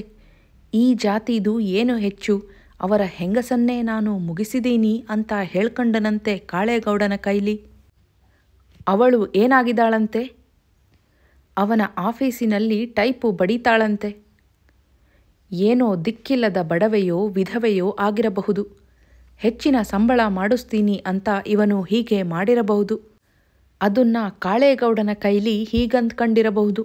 ಆದರೆ ಅವನು ಈ ಮದುವೆಗೆ ಒಪ್ಕೊಳ್ಳಲ್ಲ. ಅವರವರೇ ರಿಜಿಸ್ಟ್ರಿ ಮಾಡ್ಕೊಂಡ್ರೆ ಏನು ಮಾಡ್ತೀಯಾ? ವೆಂಕಟೇಶ 2 ನಿಮಿಷ ಯೋಚಿಸಿ ಹೇಳಿದ. ನಮ್ಮನೆ ಚಿನ್ನಾನ ನ್ಯಾರ ಮಾಡದೆ ಆಚಾರಿನ ಬಯ್ಯಬಾರದು. ನಾಳೆ ಬೆಳಗ್ಗೆ ನಾನೇ ಬೆಂಗಳೂರಿಗೆ ಹೋಗಿ ಬುದ್ಧಿ ಹೇಳಲೆ. ಕುತ್ತಿಗೆ ಚಂಡ ಮೇಲೆ 2 ಹಿಡಿದು ಎಳ್ಕಂಡು ಬಾ. ವೆಂಕಟೇಶ ಆಗಲಿ ಎಂದು ಒಪ್ಪಿಕೊಂಡ. ಇಷ್ಟರಲ್ಲಿ ಇವರು ಆಡಿದ ಮಾತಿನ ಧಾಟಿ ತಿಳಿದು ಒಳಗೆ ಹೆಂಡತಿ ಮತ್ತು ಅತ್ತೆಗೆ ವಿಷಯ ಅರ್ಥವಾಗಿರುತ್ತದೆಂದು ಗೊತ್ತಾಗಿ ಅವನು ಒಳಗೆ ಹೋಗಿ ಇರುವ ಸಂಗತಿಯನ್ನು ತಾನೇ ಹೇಳಿ ಕಟ್ಟಾಜ್ಞೆ ಮಾಡಿದ. ನಾವು ಏನಾದರೂ ಮಾಡಿ ತಪ್ಪಿಸ್ತೀವಿ. ನೀವು ಯಾರ ಕೈಲಾದರೂ ಬಾಯಿ ಬಿಟ್ಟಿಗಿಟ್ಟೀರ, ಹುಷಾರು. ಮಗ ಬಲವಂತ ಮಾಡಿದರೂ ತಂದೆ ಒಂದು ತುತ್ತು ಮಜ್ಜಿಗೆ ಅನ್ನ ಸಹ ತಿನ್ನಲಿಲ್ಲ. ಇಬ್ಬರು ತೊಟ್ಟಿಯಲ್ಲಿ ಅಕ್ಕಪಕ್ಕದಲ್ಲಿ ಹಾಸಿಕೊಂಡು ಮಲಗಿದರು. ತಂದೆ ತಮ್ಮಲ್ಲಿಯೇ ಪಿಟಪಿಟನೆ ಮಾತನಾಡಿಕೊಳ್ಳುತ್ತಿದ್ದರು. ನಡುವೆ ಒಂದೊಂದು ಸಲ, ಈ ಮುಂಡೇದು ಹುಟ್ಟಿದಾಗಲೇ ಸತ್ತೋಗಿದ್ರೂ ಆಗ್ತಿತ್ತು, ತಾಯಿ ಸತ್ತ ಮಗು ಅಂತ ಹೊಟ್ಟೆಗೆ ಕಟ್ಟಿಕೊಂಡು ಸಾಕಿದೆ ಎನ್ನುತ್ತಿದ್ದುದು ವೆಂಕಟೇಶನಿಗೂ ಕೇಳುತ್ತಿತ್ತು. ಅವನು ತನ್ನಲ್ಲಿಯೇ ಯೋಚನೆ ಮಾಡುತ್ತಿದ್ದ. ನಾನು ನಾಳೆ ಬೆಳಗಿನ ಬಸ್ಸಿಗೆ ಹೋಗಬಹುದು. ಆದರೆ ಅವಳು ನನ್ನ ಮಾತು ಕೇಳ್ತಾಳೆಯೇ? ತನ್ನ ಮನಸ್ಸಿಗೆ ಬಂದದ್ದೇ ಆಗಬೇಕು. ಚಿಕ್ಕ ವಯಸ್ಸಿನಿಂದಲೇ ಕಲಿತ ಹಠ. ತಾಯಿ ಇಲ್ಲದ್ದು, ಅದು ಹೆಣ್ಣು ಹುಡುಗಿ ಅಂತ ಅಪ್ಪನೇ ಅವಳು ಹೇಳಿದ ಹಾಗೆ ಕುಣಿದ. ಇಲ್ಲದಿದ್ದರೆ ಹಠ ಬೆಳೀತಲೇ ಇರಲಿಲ್ಲ. ಹೆಣ್ಣು ಹುಡುಗಿಗೆಂಥ ಹಠ? ಅದು ಗಂಡಸಿಗಿರಬೇಕಾದ್ದು. ಅವಳಿಗೆ ಕಾಲೇಜೇ ಬೇಡ ಅಂತ ನಾನು ಹೇಳಿದೆ. ಇವನು ಇಂಟರ್ಮೀಡಿಯೇಟ್ ಫೇಲ್ ಆಗಿದ್ದಾನೆ, ನಾನು ಹೋಗಿ ಪಾಸು ಮಾಡಿದರೆ ಅವಮಾನವಾಗುತ್ತೆ ಅಂತ ಹಿಂಗಂತಾನೆ ಕಣಪ್ಪ ಎಂದಳು. ಅಪ್ಪ ಕೊನೆಗೆ ಅವಳ ಮಾತೆ ಕೇಳಿದ. ನಾಳೆ ನಾನು ಬೆಂಗಳೂರಿಗೆ ಹೋದರೂ ಅಷ್ಟೆ, ಅದರಲ್ಲಿ ತಪ್ಪೇನು ಅಂತಾಳೆ. ಕಾಗದದಲ್ಲಿ ಬರೆದಿರೋದನ್ನೇ ಮತ್ತೆ ಲಂಬಿಸಿ ಹೇಳ್ತಾಳೆ. MA ಕ್ಲಾಸಿನಲ್ಲಿ ಮೇಷ್ಟರು ಬರೆಸಿದ್ದ ನೋಟ್ಸೆಲ್ಲ ತಗೊಂಡು ಜಾತಿ ಮತ ಕುಲ ಹೇಗೆ ಹುಟ್ಟಿತು ಅಂತ ಲೆಕ್ಚರ್ ಮಾಡ್ತಾಳೆ. ಅವಳಷ್ಟೇ ಓದಿದ್ದರೆ ನಾನು ವಾದ ಮಾಡಬಹುದಾಗಿತ್ತು. ದಂಡಂ ದಶಗುಣಂ ಭವೇತ್. ಎಕ್ಕಡ ತಗೊಂಡು 2 ಹಾಕಿದರೆ ಸರಿ, ದಾರಿಗೆ ಬರ್ತಾಳೆ. ಅಪ್ಪ ಹೇಳೋದೇ ನ್ಯಾಯ. ಆದರೆ ನಾನು ಹೊಡೆದರೆ ಸುಮ್ಮನಿರ್ತಾಳೆಯೇ? ಬೆಳಗಿನ ಜಾವದ ತನಕ ಯೋಚಿಸಿ ಅವನು ಒಂದು ತೀರ್ಮಾನಕ್ಕೆ ಬಂದ. ಅಪ್ಪನಿಗೂ ನಿದ್ರೆ ಬಂದಿರಲಿಲ್ಲ. ಅವರು ಹೊರಳಾಡುತ್ತಲೇ ಇದ್ದರು. ಹೇಳಿದ, ಕೇಳುತ್ತ್ಯಾ? ಹ್ಞೂ ಎಂದರು. ಅವಳ ಕೈಲಿ ವಾದ ಮಾಡಿ ಗೆಲ್ಲೋಕ್ಕಾಗೋಲ್ಲ. ಎಕ್ಕಡ ಮೆಟ್ಕಂಡು ಹೋಗಲ್ವೇನೋ? ನಾನು ಹಾಗೆ ಮಾಡಿದರೆ ಚೆನ್ನಲ್ಲ. ನೀನ್ಯಾವನು ಕೇಳೋಕ್ಕೆ ಅನ್ಬೋದು. ಬೆಳಗ್ಗೆ ಬೆಂಗಳೂರಿಗೆ ನೀನೇ ಹೋಗಿ ಬಾ. ಮುಟ್ಟಾಳ ಸೂಳೆ ಮಗ ಎಂದು ಅವನನ್ನೇ ಬೈದರು. ಆದರೆ 10 ನಿಮಿಷದ ನಂತರ, ನೀನು ಹೇಳೋದು ನ್ಯಾಯ, ನಾನೇ ಹೋಗಿ ಬತ್ತೀನಿ ಎಂದರು. ಮತ್ತೆ ಸ್ವಲ್ಪ ವೇಳೆಯ ನಂತರ, ನೀನು ಬಾ ಜೊತೆಗೆ ಎಂದರು. ಇಬ್ಬರೂ ಹೋದರೆ ಪೂಜೆ? ಇವತ್ತು ನಾಳೆ ಮಾಡು ಅಂತ ರಂಗಣ್ಣನ ಮನೆ ನಾಗರಾಜುಗೆ ಹೇಳಿ ಹೋಗೋಣ. ಹೇಳಬಹುದು, ಆದರೂ ನೀನೊಬ್ಬನೇ ಹೋಗಿ ಬಾ. ಮುಟ್ಟಾಳ ನನ್ನ ಮಗ ನೀನು, ನಾನೇ ಹೋಗ್ತೀನಿ. ಸ್ವಲ್ಪ ಹೊತ್ತಿಗೆ ಕೋಳಿ ಕೂಗಿತು. ವೆಂಕಟೇಶನ ಅತ್ತೆ ನಾಗಮ್ಮನವರು ರಾತ್ರಿ ಮಲಗುವಾಗಲೇ ನೀರೊಳಗೆ ಕೊರಡು ನೂಕಿದ್ದುದರಿಂದ ಹಂಡೆ ಕಾದು ಅದರ ಮೇಲೆ ತುಂಬಿಟ್ಟಿದ್ದ ಬಿಂದಿಗೆಯ ನೀರು ಸುಡುತ್ತಿತ್ತು. ಯಜಮಾನರು ಹೊರಗಡೆ ಹೋಗಿ ಬಂದು ಸ್ನಾನ ಮಾಡಿದರು. ಸಂಧ್ಯಾ ವಂದನೆಗೆ ಕೂತರು. ಮನಸ್ಸು ಸ್ಥಿಮಿತಕ್ಕೆ ಬರದೆ 3 ಆಚಮನಕ್ಕೆ ಮುಗಿಸಿದರು. ಬೀಗಿತ್ತಿ ತಿಂಡಿ ಮಾಡಲು ಹೊರಟರು. ತಿಂಡಿ ಬೇಡವೆಂದು ಇವರು ಅಂಗಿ ತೊಟ್ಟು ಕುತ್ತಿಗೆಗೆ ಉತ್ತರೀಯ ಸುತ್ತಿ ಕೈಯಲ್ಲಿ ಕೊಡೆ ಹಿಡಿದು ಹೊರಟು ನಿಂತರು. ವೆಂಕಟೇಶನೇ ಒಂದು ಕೈಚೀಲಕ್ಕೆ ಶಾಲು, ಒಂದು ಜೊತೆ ಪಂಚೆ, ಒಂದು ಟವಲು ಮಡಿಸಿ ಹಾಕಿ ತಂದುಕೊಟ್ಟ. ತಿಪಟೂರಿನಿಂದ ಈ ಮಾರ್ಗವಾಗಿ ಬೆಂಗಳೂರಿಗೆ ಹೋಗುವ ಮೊದಲ ಬಸ್ಸು ಬೆಳಗ್ಗೆ 6:30ಗೆ ಬರುತ್ತದೆ. ಸ್ಟ್ಯಾಂಡಿಗೆ ವೆಂಕಟೇಶನು ಜೊತೆಯಲ್ಲಿ ಬಂದ. ಸ್ಟ್ಯಾಂಡಿನ ಎದುರಿಗೆ ಅವನ ಮಾಲೀಕತ್ವದ ಹೋಟೆಲು. ಆದರೆ ಈ ಬಸ್ಸಿಗೆ ಸಾಮಾನ್ಯವಾಗಿ ಹೆಚ್ಚು ಪ್ರಯಾಣಿಕರಿರುವುದಿಲ್ಲ. ಇವರು ಬಂದ 10 ನಿಮಿಷದಲ್ಲಿ ಹರಿಜನರ ಬೆಟ್ಟಯ್ಯನವರು ಬಂದರು. ಖಾದಿ ಪಂಚೆ, ಖಾದಿ ಜುಬ್ಬ, ಗಾಂಧಿ ಟೋಪಿ ಹಾಕಿ ಒಂದು ಖಾದಿ ಕೈಚೀಲ ಹಿಡಿದಿದ್ದರು.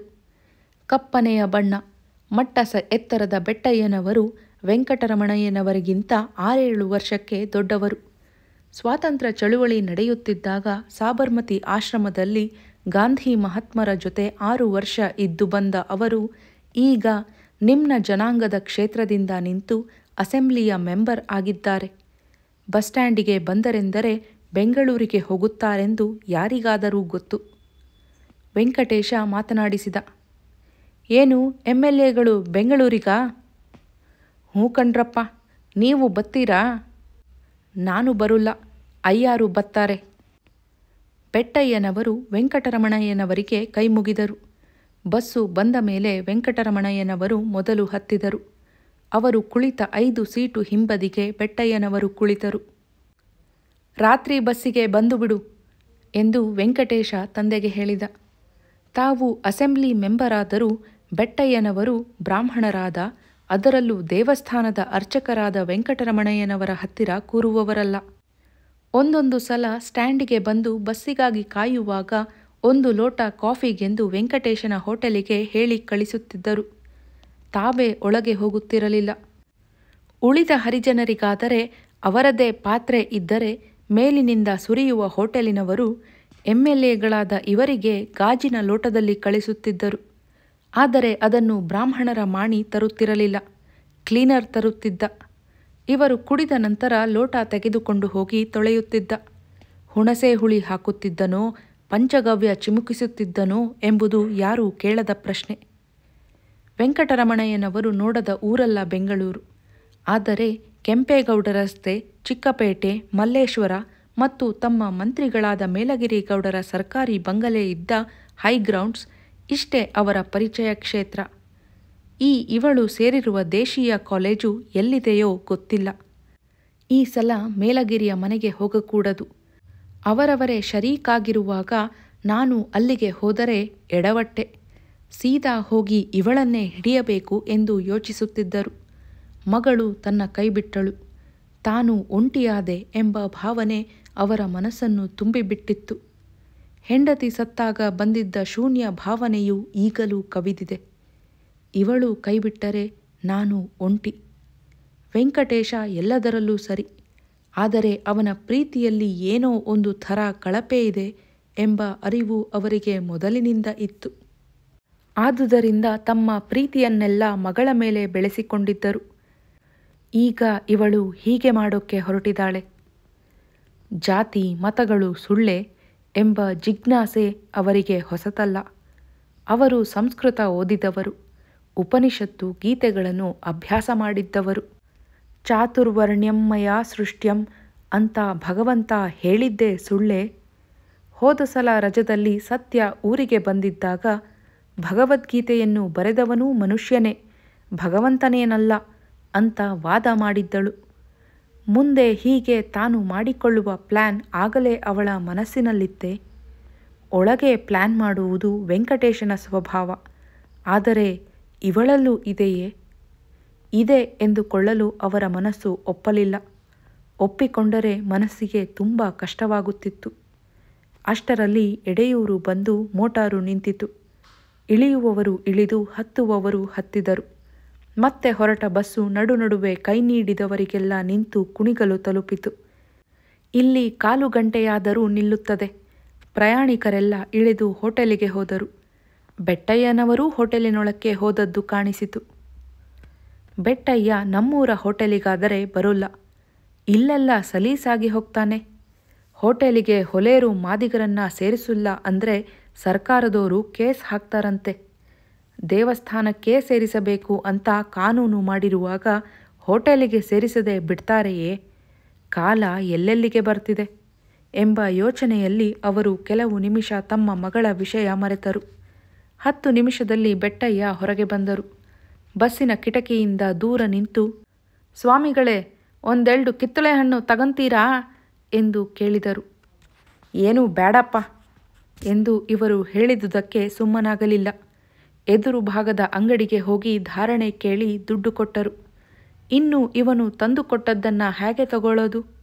ಹಣ್ಣು ಅಂತ ಸ್ವೀಕರಿಸಿದರೂ ಅವನು ಕೊಡುವಾಗ ಕೈ ಮುಟ್ಟಿದರೆ ಏನು ಮಾಡೋದು? ಅವರಿಗೆ ಈಗ ಹಸಿವು ಕಾಣಿಸುತ್ತಿತ್ತು. ನೆನ್ನೆ ಮಧ್ಯಾಹ್ನ ಹೇಗೆ ಒಂದು ತುತ್ತು ತಿಂದಿದ್ದರೋ ರಾತ್ರಿಯೂ ಬಾಯಿಗೆ ಏನೂ ಹಾಕಿಲ್ಲ, ಬೆಳಗ್ಗೆಯೂ ತಿಂದಿಲ್ಲ. ಈಗ ಇವನನ್ನು ಮುಟ್ಟಿಕೊಂಡರೆ ಬೆಂಗಳೂರಿನಲ್ಲಿ ಸ್ನಾನ ಮಾಡದೆ ಏನೂ ತಿನ್ನೋ ಹಾಕಿಲ್ಲ ಎಂದು ಯೋಚಿಸುತ್ತಿರುವಾಗ ಅಂಗಡಿಯವನೇ ಕೆಳಗೆ ಇಳಿದು 6 ಕಿತ್ತಳೆ 6 ರಸಬಾಳೆ ಹಣ್ಣುಗಳನ್ನು ತೆಗೆದು ತಂದ. ಬೆಟ್ಟಯ್ಯ ದೂರದಿಂದ ಇವರನ್ನು ಕೈ ಮಾಡಿ ತೋರಿಸಿದರು. ಅಂಗಡಿಯವನು ಕಿಟಕಿಯಿಂದ ಕೈ ನೀಡಿ ಕೊಟ್ಟ. ಪಟ್ಟೆ ಪಟ್ಟೆ ಲುಂಗಿ ಸುತ್ತಿದ ಅವನು ಲಬ್ಬೆ ಸಾಬರವನೆಂದು ಗೊತ್ತಾಯಿತು. ವೆಂಕಟರಮಣಯ್ಯನವರು ಅಂದುಕೊಳ್ಳುತ್ತಿದ್ದರು, ಬೆಟ್ಟಯ್ಯನ ಸ್ವಭಾವ ಒಳ್ಳೆಯದು, ಅಸೆಂಬ್ಲಿ ಮೆಂಬರಾದೆ ಅಂತ ಅಹಂಕಾರವಿಲ್ಲ.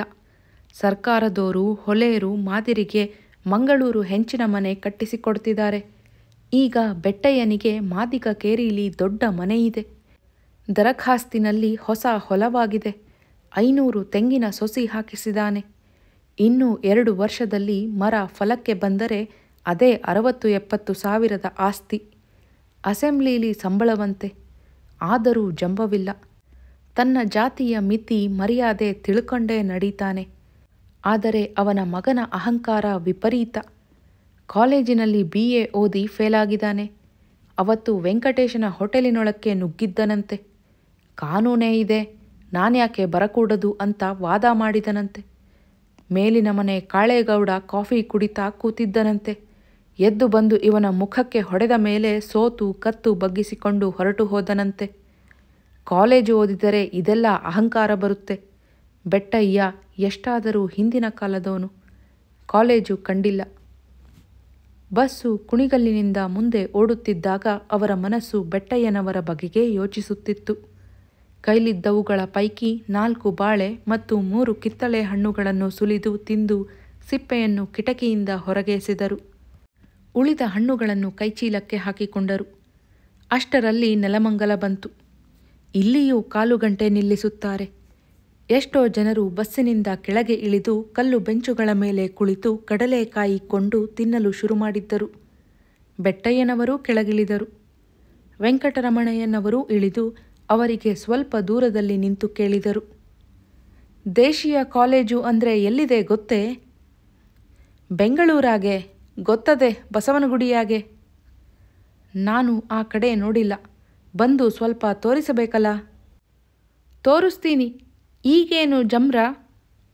ಹೀಗೆ ಎಂದರೆ ಹೊರತು ಕಾರಣ ಹೇಳಲಿಲ್ಲ. ಬೆಟ್ಟಯ್ಯನವರು ಮುಂದೆ ಕೇಳಲಿಲ್ಲ. ಆದರೆ ಇವರಿಗೆ ಅವರ ಬಗೆಗೆ ಇದ್ದಕ್ಕಿದ್ದ ಹಾಗೆಯೇ ವಿಶ್ವಾಸ ಹುಟ್ಟಿತು. ನಿನ್ನೆ ಮಧ್ಯಾಹ್ನದಿಂದ ತಮ್ಮ ಕಷ್ಟವನ್ನು ಬೇರೆಯವರಿಗೆ ಹೇಳಿಕೊಂಡಿರಲಿಲ್ಲ. ಬೆಟ್ಟಯ್ಯ ಅಂದರೆ ಸಾಧು ಮನುಷ್ಯ ಎಂದುಕೊಂಡ ಅವರು ತಮ್ಮ ಅಂಗಿಯ ಒಳಜೇಬಿಗೆ ಕೈ ಹಾಕಿ ನಿನ್ನೆ ಬಂದಿದ್ದ ಕಾಗದವನ್ನು ತೆಗೆದು ತಮ್ಮ ಮುಂದಿದ್ದ ಒಂದು ಕಲ್ಲು ಬೆಂಚಿನ ಮೇಲೆ ಹಾಕಿ, ಇದ ಓದು, ಗೊತ್ತಾಗುತ್ತೆ. ಸಾಯೋಕ್ಕೆ ಮುಂಚೆ ನಾನು ಇದೊಂದು ನೋಡಬೇಕಾಗಿದೆ ಎಂದರು. ಕಾಗದ ತೆಗೆದುಕೊಂಡು ಓದಿದ ಅವರ ಮುಖವು ಖಿನ್ನವಾಯಿತು. ನೋಡಿ, ಕಾಲ ಬದಲಾಯಿಸ್ತಾ ಇದೆ ಎಂದರು. ಅವಳಿರೋ ಕಡೆಗೆ ನನ್ನ ಕರ್ಕೊಂಡು ಹೋಗಬೇಕು. ಇದು ತಪ್ಪು, ಅಧರ್ಮ ಅಂತ ಆ ಮುಂಡೆದಕ್ಕೆ ನೀನು ಬಿಡಿಸಿ ಹೇಳಬೇಕು. ಆಯ್ತು ಬಿಡಿ, ಹೇಳೋಣ. ಅಷ್ಟರಲ್ಲಿ ಡ್ರೈವರು ಸ್ಟೀರಿಂಗ್ ಮುಂದೆ ಕುಳಿತರು. ಇಳಿದಿದ್ದವರೆಲ್ಲ ಓಡಿ ಬಂದು ಹತ್ತಿ ತಮ್ಮ ತಮ್ಮ ಜಾಗದಲ್ಲಿ ಕುಳಿತರು. ಬೆಟ್ಟಯ್ಯನವರು MLA ಹಾಸ್ಟೆಲ್ಗೆ ಹೋಗದೆ ಕಲಾಸಿಪಾಳ್ಯದಲ್ಲೇ ಇಳಿದರು. ದೇಶೀಯ ಕಾಲೇಜಿಗೆ ಹೋಗಬೇಕಾದರೆ ಆಟೋ ರಿಕ್ಷಾ ಮಾಡಿದರೂ ಇವರು ತಮ್ಮ ಜೊತೆ ಕೂರಲಾರರು. ಟ್ಯಾಕ್ಸಿಯಲ್ಲಿ ತಾವು ಮುಂದೆ ಕೂತು ಇವರನ್ನು ಹಿಂದೆ ಕೂರಿಸಿದರೂ ಹತ್ತಿರವೇ ಆಗುತ್ತದೆ ಎಂದು ಯೋಚಿಸಿ 2 ರಿಕ್ಷಾ ಮಾಡಿ ಒಂದರ ಹಿಂದೆ ಮತ್ತೊಂದು ಒಂದೇ ಕಡೆಗೆ ಬರುವಂತೆ ವ್ಯವಸ್ಥೆ ಮಾಡಿ ಹೊರಟರು. ಇವರು ಕಾಲೇಜಿನ ಗೇಟಿನ ಹತ್ತಿರ ನಿಂತರು. ಬೆಟ್ಟಯ್ಯನವರೇ ಒಳಗೆ ಹೋಗಿ 10 ನಿಮಿಷದಲ್ಲಿ ಸತ್ಯಭಾಮೆಯನ್ನು ಕರೆದುಕೊಂಡು ಬಂದರು. ಮುಖವು ತಂದೆಯನ್ನು ಕಂಡದ್ದಕ್ಕೋ ಅಥವಾ ಮತ್ತೆ ಯಾವ ಕಾರಣಕ್ಕೋ ಸ್ವಲ್ಪ ಮಂಕಾಗಿದ್ದರೂ ಅವಳು ಪ್ರಜ್ಞಾಪೂರ್ವಕ ಪ್ರಯತ್ನದಿಂದ ಗೆಲುವನ್ನು ಪ್ರಕಟಿಸುವಂತೆ ಕಾಣುತ್ತಿದ್ದಳು. ಬೆಟ್ಟಯ್ಯನವರಿಗೆ ಹತ್ತಿರವಾಗಿಯೇ ನಡೆದುಕೊಂಡು ಬರುತ್ತಿದ್ದಳು. ಅವಳನ್ನು ಕಂಡು ಇವರು ನೆಲದ ಕಡೆ ಕಣ್ಣು ತಿರುಗಿಸಿ ತಮ್ಮ ಮುಂಗಾಲನ್ನೇ ದಿಟ್ಟಿಸಿ ನೋಡಲು ಪ್ರಾರಂಭಿಸಿದರು. ಅವಳು ಹತ್ತಿರ ಬಂದು, ಈಗ ಬಂದ್ಯಾ ಅಪ್ಪ ಎಂದು ಕೇಳಿದರೂ ಮಾತನಾಡಲಿಲ್ಲ. ಅವಳೇ, ರೂಮಿಗೆ ಹೋಗೋಣ ನಡೀರಿ ಎಂದು ಮುಂದೆ ಹೆಜ್ಜೆ ಹಾಕಿದಳು. ಇವರು ತಮ್ಮ ಹೆಜ್ಜೆಯನ್ನು ಕಿತ್ತರು. ಹಂಗಾರೆ ನಾನು ಹೊರಡ್ಲಾ ಎಂದು ಬೆಟ್ಟಯ್ಯನವರು ಎಂದದ್ದಕ್ಕೆ, ಬನ್ನಿ ನನ್ನ ರೂಮು ನೋಡ್ಕೊಂಡು ಹೋಗೋರಂತೆ ಎಂದು ಕರೆದಳು. ಸ್ವಾಮಿಯವರೇ, ನೀವಿನ್ನೂ ನಡೀರಿ, ನಾನು ಹೋಯ್ತೀನಿ ಎಂದು ಅವಳ ಆಹ್ವಾನಕ್ಕಿಂತ ಅವರ ಒಪ್ಪಿಗೆ ಮುಖ್ಯವೆಂದು ಬೆಟ್ಟಯ್ಯನವರು ಸೂಚಿಸಿದರು. ನಾನಲ್ಲೇ ಹೇಳಿದ್ನಲ್ಲ, ನೀನು ಬಾರಯ್ಯ ಎಂದು ಅವರು ಕರೆದರು. ಕಾಲೇಜ್ಗೆ 2 ಫರ್ಲಾಂಗ್ ದೂರದಲ್ಲೇ ಒಂದು ಸಣ್ಣ ಬೀದಿಯಲ್ಲಿ ಒಂದು ಮಹಡಿಯ ಮೇಲೆ ಅವಳ ರೂಮು. ಹತ್ತಿ ಇಳಿಯಲು ಹಿಂಭಾಗದಿಂದ ಪ್ರತ್ಯೇಕ ಮೆಟ್ಟಿಲು. ಒಳಗೆ ಒಂದು ಮಂಚ, ಒಂದು ಮೇಜ, 2 ಕುರ್ಚಿಗಳು. ಹಾಸಿಗೆ, ಬಟ್ಟೆ, ಬರೆ ಮೊದಲಾಗಿ ಇನ್ನೂ ಏನೂ ಹೆಚ್ಚು ಮಾಡಿಕೊಂಡಿರಲಿಲ್ಲ. ಬೆಟ್ಟಯ್ಯನವರು ರೂಮಿನ ಒಳಗೆ ಬರಲಿಲ್ಲ. ಹೊರಗಿನ ಬಿಸಿಲು ಮಚ್ಚಿನಂತಹ ಜಾಗದಲ್ಲೇ ನಿಂತರು. ಯಜಮಾನರು ಒಳಗೆ ಬಂದದ್ದೇ ತಡ. ಅವಳ ಕಾಗದವನ್ನು ತೆಗೆದು ಮಂಚದ ಮೇಲೆ ಎಸೆದು ಕೇಳಿದರು, ಇದೇನು ಬರೆದಿರೋದು? ಅವಳು ಉತ್ತರ ಹೇಳಲಿಲ್ಲ. ಅವರಿಗೆ ಮುಖ ಕೊಡದೆ ಬೇರೆ ಕಡೆ ತಿರುಗಿ ನಿಂತಳು. ಇದೇನು ಬರೆದಿರೋದು ಬಗುಳೆ ಎಂದು ತಂದೆ ಧ್ವನಿ ಏರಿಸಿದರು. ಅಪ್ಪ, ಆಡೋ ಮಾತನ್ನ ಮೆಲ್ಲಗೆ ಆಡು. ಪಟ್ಟಣವಾಸದಲ್ಲಿ ಎಲ್ಲ ಹತ್ತಿರ ಹತ್ತಿರ ಮನೆಗಳು. ಈ ಮಹಡಿ ಮೇಲೆ ಇನ್ನೊಂದು ಸಂಸಾರ ಇದೆ. ನೀನು ಮಾಡೋ ಕೆಲಸಕ್ಕೆ ಮರ್ಯಾದೆಯೊಂದು ಕೇಡು, ಹೊಲೆ ಮುಂಡೆ ಎಂದು ಬಾಗಿ ಒಳಬಾಗಿಲಿನಲ್ಲಿಟ್ಟಿದ್ದ ತಮ್ಮ ಎಕ್ಕಡಗಳಲ್ಲಿ ಒಂದನ್ನು ತೆಗೆದುಕೊಂಡು ಅವಳ ನೆತ್ತಿ, ಬೆನ್ನು, ಭುಜಗಳ ಮೇಲೆ ಎತ್ತಿ ಎತ್ತಿ ಬಾರಿಸಿಬಿಟ್ಟರು. ಹೊರಗೆ ನಿಂತ ಬೆಟ್ಟಯ್ಯನವರಿಗೆ ಏನೂ ಮಾಡಲು ತೋಚದು. ಒಳಗೆ ಹೋಗಿ ಬಿಡಿಸಿಕೊಳ್ಳುವ ಮನಸ್ಸು. ಆದರೆ ತಾವು ಒಳಗೆ ಹೋಗುವಂತಿಲ್ಲ, ಅವರನ್ನು ಮುಟ್ಟುವಂತಿಲ್ಲ. ಬಾಗಿಲಿನಿಂದ ಒಳಕ್ಕೆ ತಲೆಯನ್ನು ಚಾಚಿ, ಸ್ವಾಮಿಗಳೇ, ಶಾಂತಿ ಶಾಂತಿ, ನಿಮ್ಮಂಥವರು ಅಹಿಂಸೆ ಮಾಡಬೇಕು, ಅಂಥದ್ದನ್ನು ಕೈಯಾಗೆ ಮುಟ್ಬ್ಯಾಡದು ಎಂದರೆ ಅವರು ಮತ್ತೆ ಮತ್ತೆ ಹೊಡೆಯುತ್ತಾ, ನೀನು ಸುಮ್ನಿರಯ್ಯ, ಎಕ್ಕಡದೇಟು ಬೀಳದೆ ಬುದ್ಧಿ ಬರೋಲ್ಲ ಈ ಮಾದಿಗಿತ್ತಿಗೆ ಎಂದು ತಮ್ಮ ತೋಳ ಶಕ್ತಿಯನ್ನು ಹೆಚ್ಚು ಮಾಡಿದರು. ಮಗಳು ಮಾತ್ರ ಸ್ವಲ್ಪವೂ ವಿರೋಧಿಸದೆ ತನ್ನನ್ನು ತಾನು ಪೂರ್ತಿಯಾಗಿ ಅವರ ಶಿಕ್ಷೆಗೆ ಸಮರ್ಪಿಸಿಕೊಂಡು ತಲೆಬಾಗಿ ನಿಂತಿದ್ದಳು. ಮಾತಾಡೆ ಎಂದು ಅವರು ಅರಚಿದರೂ ತುಟಿ ಪಿಟಕ್ ಎನ್ನಲಿಲ್ಲ. ಅವಳ ಭುಜ, ಬೆನ್ನುಗಳಲ್ಲಿ ಸಣ್ಣಗೆ ರಕ್ತ ಬಂದು ರವಿಕೆ ಮತ್ತು ಸೀರೆಯ ಸೆರಗು ನೆನೆಯುತ್ತಿತ್ತು. ತಾನು ಮುಂದೆ ನುಗ್ಗಿ ಇವರ ಕೈ ಹಿಡಿದು ಬಿಡಿಸಿಕೊಳ್ಳಬೇಕೆಂದು ಬೆಟ್ಟಯ್ಯನವರು ಕೈ ನೀಡಿದರು. ನೀನು ದೂರ ಇರು ಎಂದು ಅವರ ಕಡೆಗೆ ಒಂದು ಸಲ ಗರ್ಜಿಸಿದ ವೆಂಕಟರಮಣಯ್ಯನವರು ಆವೇಶ ಬಂದವರಂತೆ ಬಾಗಿ ಇನ್ನೊಂದು ಎಕ್ಕಡವನ್ನು ಕೈಗೆ ತೆಗೆದುಕೊಂಡು 2 ಕೈಗಳಿಂದ ಹುಯ್ಯಲು ಪ್ರಾರಂಭಿಸಿದರು. ಮಗಳ ಭುಜದಿಂದ ಇನ್ನೂ ಹೆಚ್ಚು ರಕ್ತ ಹನಿಯಲು ಪ್ರಾರಂಭವಾಯಿತು. ಅಷ್ಟರಲ್ಲಿ ಮಹಡಿಯ ಮೇಲಿದ್ದ ಸಂಸಾರದ ಹೆಂಗಸು ಓಡಿ ಬಂದಳು. ಬೆಟ್ಟಯ್ಯನವರೇ, ಅಮ್ಮ ಒಳಗೆ ಹೋಗಿ ವಸಿ ಬಿಡಿಸ್ಕಳಿ ಎಂದು ಆಕೆಗೆ ಅಂಗಲಾಚಿದರು. ಬಿಡಿಸಿಕೊಳ್ಳದಿದ್ದರೆ ಈ ಹುಡುಗಿ ಉಳಿಯುವುದಿಲ್ಲವೆಂಬ ಭಯ ಅವರಿಗೆ. ಆದರೆ ಅಷ್ಟರಲ್ಲಿ ಅವಳ ತಂದೆಯೇ ಇದ್ದಕ್ಕಿದ್ದ ಹಾಗೆ ಕೆಳಗೆ ಬಿದ್ದುಬಿಟ್ಟರು. ಅವರಿಗೆ ಪ್ರಜ್ಞೆ ತಪ್ಪಿಹೋಗಿದೆ ಎಂದು ಬೆಟ್ಟಯ್ಯನವರಿಗೆ ಸ್ಪಷ್ಟವಾಯಿತು. ಅವರ ಹೊಡೆತಕ್ಕೆ ಬೆನ್ನು ಕೊಟ್ಟು ನಿಂತಿದ್ದ ಸತ್ಯಾಳಿಗೆ ಏನೂ ತಿಳಿಯಲಿಲ್ಲ. ಬೆಟ್ಟಯ್ಯನವರೇ, ಅಯ್ಯಾರು ಜ್ಞಾನ ತಪ್ಪಿ ಬಿದ್ದವರೇ ನೋಡವ್ವ ಎಂದಾಗ ತಿರುಗಿ ನೋಡಿದಳು. ಪ್ರಾಣ ಹೋದ ಹೆಣದಂತೆ ಅವರು ಬಿದ್ದಿದ್ದಾರೆ. 2 ಕಾಲು ಒಂದೊಂದು ಕಡೆಗೆ ಚಾಚಿವೆ. ಬಲಗೈ ಮಂಚದ ಕೆಳಗೆ ಹೋಗಿದೆ. ಮುಖವೆಲ್ಲ ಬೆವೆತು ಹನಿಗಳು ಹಣೆ, ಕೆನ್ನೆ, ಮೂಗುಗಳ ಮೇಲೆ ಕೂಡಿ ನಿಂತಿವೆ. ತೊಟ್ಟಿದ್ದ ಅಂಗಿ ಬೆವರಿನಿಂದ ಒದ್ದೆಯಾಗಿದೆ. ಬ್ಯಾಗ ತಲೆಗೆ ಒಂದೀಟು ತಣ್ಣೀರು ತಟ್ಟಿ ಗಾಳಿ ಬೀಸಿ ಗಾಳಿಯ ಎಂದು ಬೆಟ್ಟಯ್ಯ ಹೇಳಿದರು. ಕಿಟಕಿಯ ಗೂಡಿನಲ್ಲಿ ಗಾಜಿನ ಜಾಡಿಯಲ್ಲಿದ್ದ ನೀರನ್ನು ತೆಗೆದುಕೊಂಡು ಅವಳು ಬೇಗ ಅವರ ತಲೆಗೆ ತಟ್ಟಿದಳು. ಮೇಜದ ಮೇಲಿದ್ದ ಬರೆಯುವ ರೊಟ್ಟಿನಿಂದ ಬೇಗ ಬೇಗ ಗಾಳಿ ಹಾಕಿದಳು. ಪಕ್ಕದ ಕೋಣೆಯ ಸಂಸಾರದ ಹೆಂಗಸು ಹೊಸಲಿಗೆ ಬಂದು, ಯಾವನ್ರಿ ಇವನು, ಕೈ ಸೇದಿ ಹೋಗ, ನಿಮಗೆ ಹೀಗೆ ಹೊಡೆದಿದ್ದಾನೆ, ಮೈಯೆಲ್ಲ ರಕ್ತ ಬತ್ತಿದೆ ಎಂದಳು. ನಮ್ಮ ತಂದೆ ಕೋಪಕ್ಕೆ ಹಾಗೆ ಮಾಡಿದ್ದಾರೆ. ಸಿಟ್ಟಿನ ಸ್ವಭಾವ. ನಿಮ್ಮ ಮನೆಗೆ ನಡೀರಿ ಎಂದು ಸತ್ಯ ಶಾಂತವಾಗಿ ಉತ್ತರ ಕೊಟ್ಟಳು. ತನಗೆ ಅವಮಾನವಾದವಳಂತೆ ಆಕೆ ಸರಕ್ಕನೆ ತಿರುಗಿ ಹೊರಟು ಹೋದಳು. ಪೆಟ್ಟಯ್ಯನವರೇ, ಓಡಿ ಹೋಗಿ ಯಾರಾದರೂ ಡಾಕ್ಟ್ರನ್ನ ಕರ್ಕೊಂಡು ಬನ್ನಿ, ಸತ್ಯ ಹೇಳಿದಳು. 1-2 ನಿಮಿಷ ತಡೀರಿ, ಇನ್ನೊಂದ್ಸಲಿ ನೀರು ತಟ್ಟಿ. ಅವಳು ಹಾಗೆ ಮಾಡಿದಳು. ಹತ್ತಿರ ಕೂತು ಅವರ ತಲೆಯನ್ನು ನಿಧಾನವಾಗಿ ಎತ್ತಿ ತನ್ನ ತೊಡೆಯ ಮೇಲೆ ಇಟ್ಟುಕೊಂಡಳು. ಬೆಟ್ಟಯ್ಯನವರೇ, ಇವರು ಬೇಕಾದರೆ ಮತ್ತೆ ಸ್ನಾನ ಮಾಡ್ತಾರೆ, ನೀವು ಒಳಗೆ ಬನ್ನಿ, ಗಾಳಿ ಹಾಕಿ ಎಂದಳು. ಒಳಗೆ ಬಂದು ಕೂತು ಅವರು ಜೋರಾಗಿ ಗಾಳಿ ಹಾಕಿದರು. 2 ನಿಮಿಷದಲ್ಲಿ ಯಜಮಾನರಿಗೆ ಪ್ರಜ್ಞೆ ತಿಳಿಯಿತು. ಕಣ್ಣು ಬಿಟ್ಟರು.